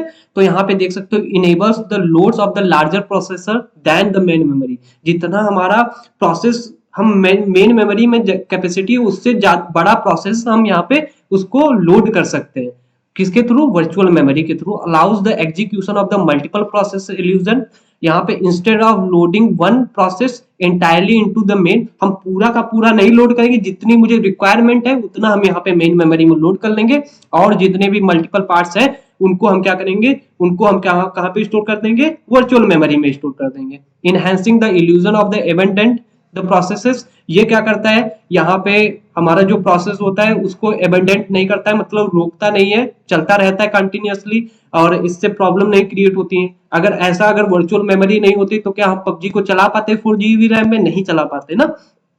When insufficient main memory page loading, जो भी हमारे इनसफिशिएंट पेज मेन मेमोरी में होते हैं उनको हम यहाँ पे सिंपल वहां पे डाल देते हैं, जब मुझे जरूरत पड़ती है तो हम क्या करते हैं, वर्चुअल मेमोरी से उसको ले लेते हैं।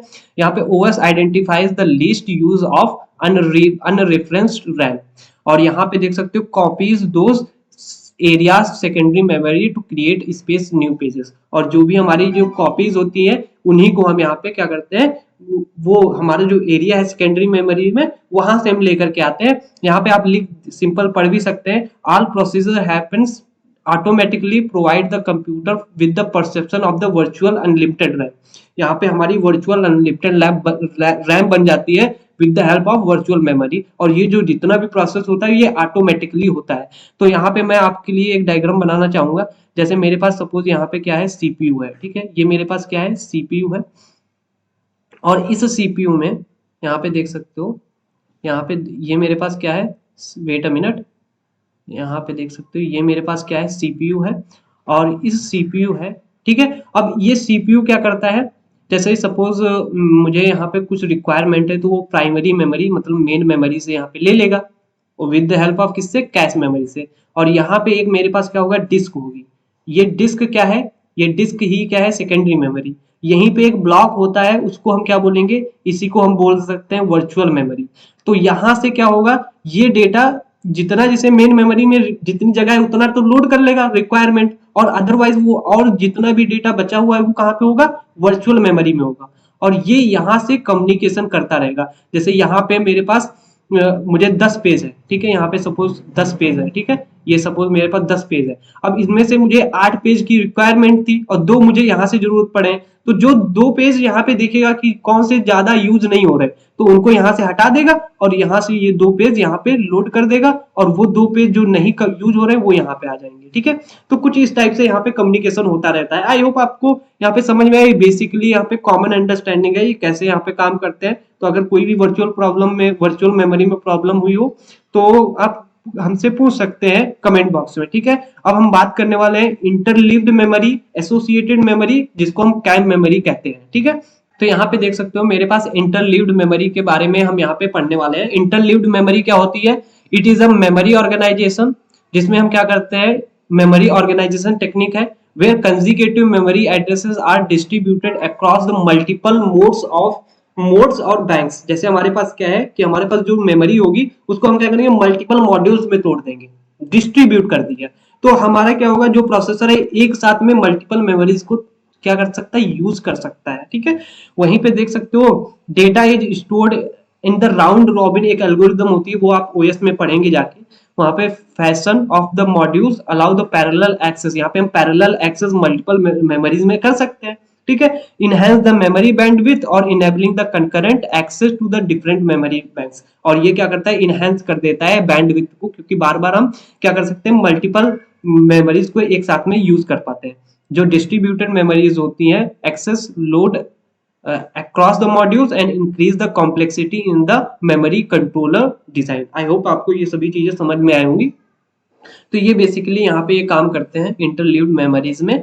और वहीं पे हम देखते हैं कैम क्या होता है, यहाँ पे हम कैम को देखने वाले हैं। कैम क्या होता है, कैम बहुत ज्यादा इंपॉर्टेंट रोल प्ले करता है आपके एग्जाम में, तो आपको यहाँ पे पढ़ना है कि कैम क्या होता है, वो देख सकते हो यहाँ पे मेरे पास।